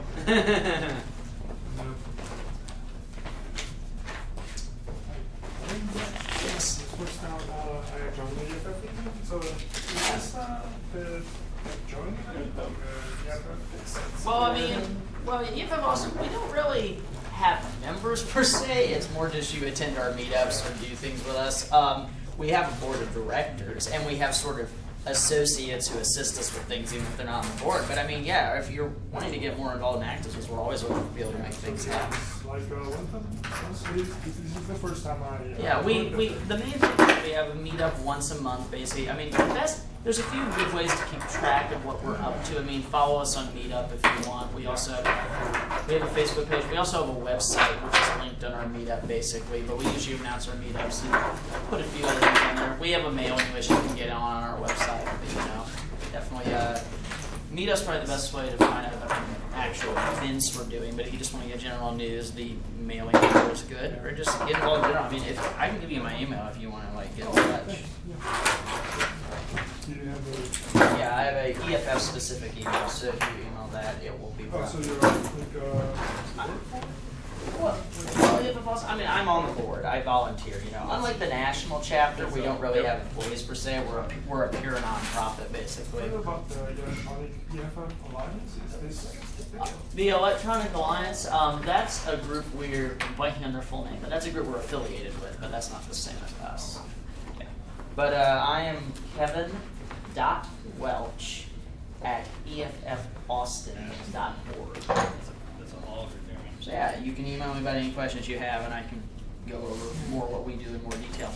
But yeah, just poke me, and you know, you can get you on the mailing list or answer any questions you have. I'd absolutely, you know, we're happy to have you here and we'll to see you more. I will try to come to all of the other events. Oh, awesome! Yeah, we're gonna, as I said, we're gonna have that play Thursday, and we're gonna have a meetup next month. I don't know who our speaker will be yet next month. Yeah, just stay tuned. So is this usually hosted in here? It's here or in the big room there. We're pretty much usually at Capital Factory. We occasionally have events elsewhere, like we're having the one at the Vortex this Thursday. We've occasionally had more casual meetups at Black Star Co-op. We're trying in general to maybe get some more events going than just the pure meetups, some more casual get-togethers and whatnot. That's one thing I've been slowly working on. You know, it's there's only so many of us, and I have a full-time job and many other things I do besides this. You know, it's a slow process. That's why we always appreciate more people who want to help us out with stuff. I'm a programmer. I work for the state basically as a programmer. I work for the Texas Legislative Council as a programmer. Yeah, basically creating like C# based full stack web development for to make some websites for the lawyers and stuff. So fun stuff. I'll see you guys in like a month. Yeah. Well, yeah. Thanks for coming out, man. Yeah. So I do that. No one came out of this building. This is also the first time I worked in here, like Austin. Oh, I mean, this is Capital Factory, which is, you know, well, that's the Omni Hotel, but 16 Force Capital. It's like a startup incubator, basically. Like, a guy named Joshua Bear runs it. He actually used to be on EFF-Austin's board, but he got too busy running Cap Factory.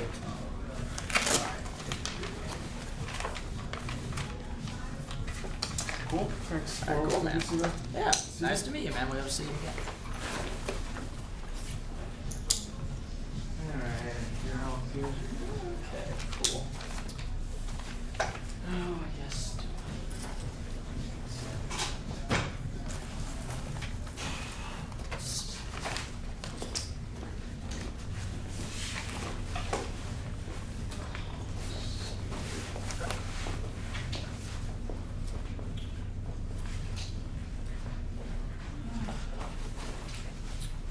Alright. I can take those unless you actually want them. Well, I mean, I don't know. Sure. Do you have any friends that you want to share with me? Maybe some people. I'll take a few of them. Sure. Well, thanks for giving us a talk, jgor. It was quite fun. I can now say that if it's a really shitty lock, I can pick it.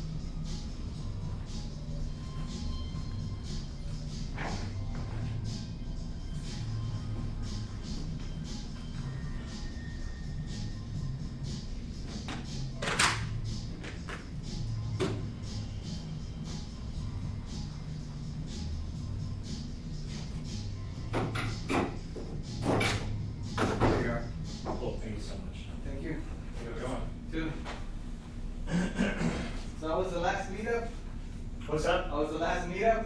Everybody else? Yeah, yeah. Was that the one that had more people though? You guys had the most. Good job. It's usually the case.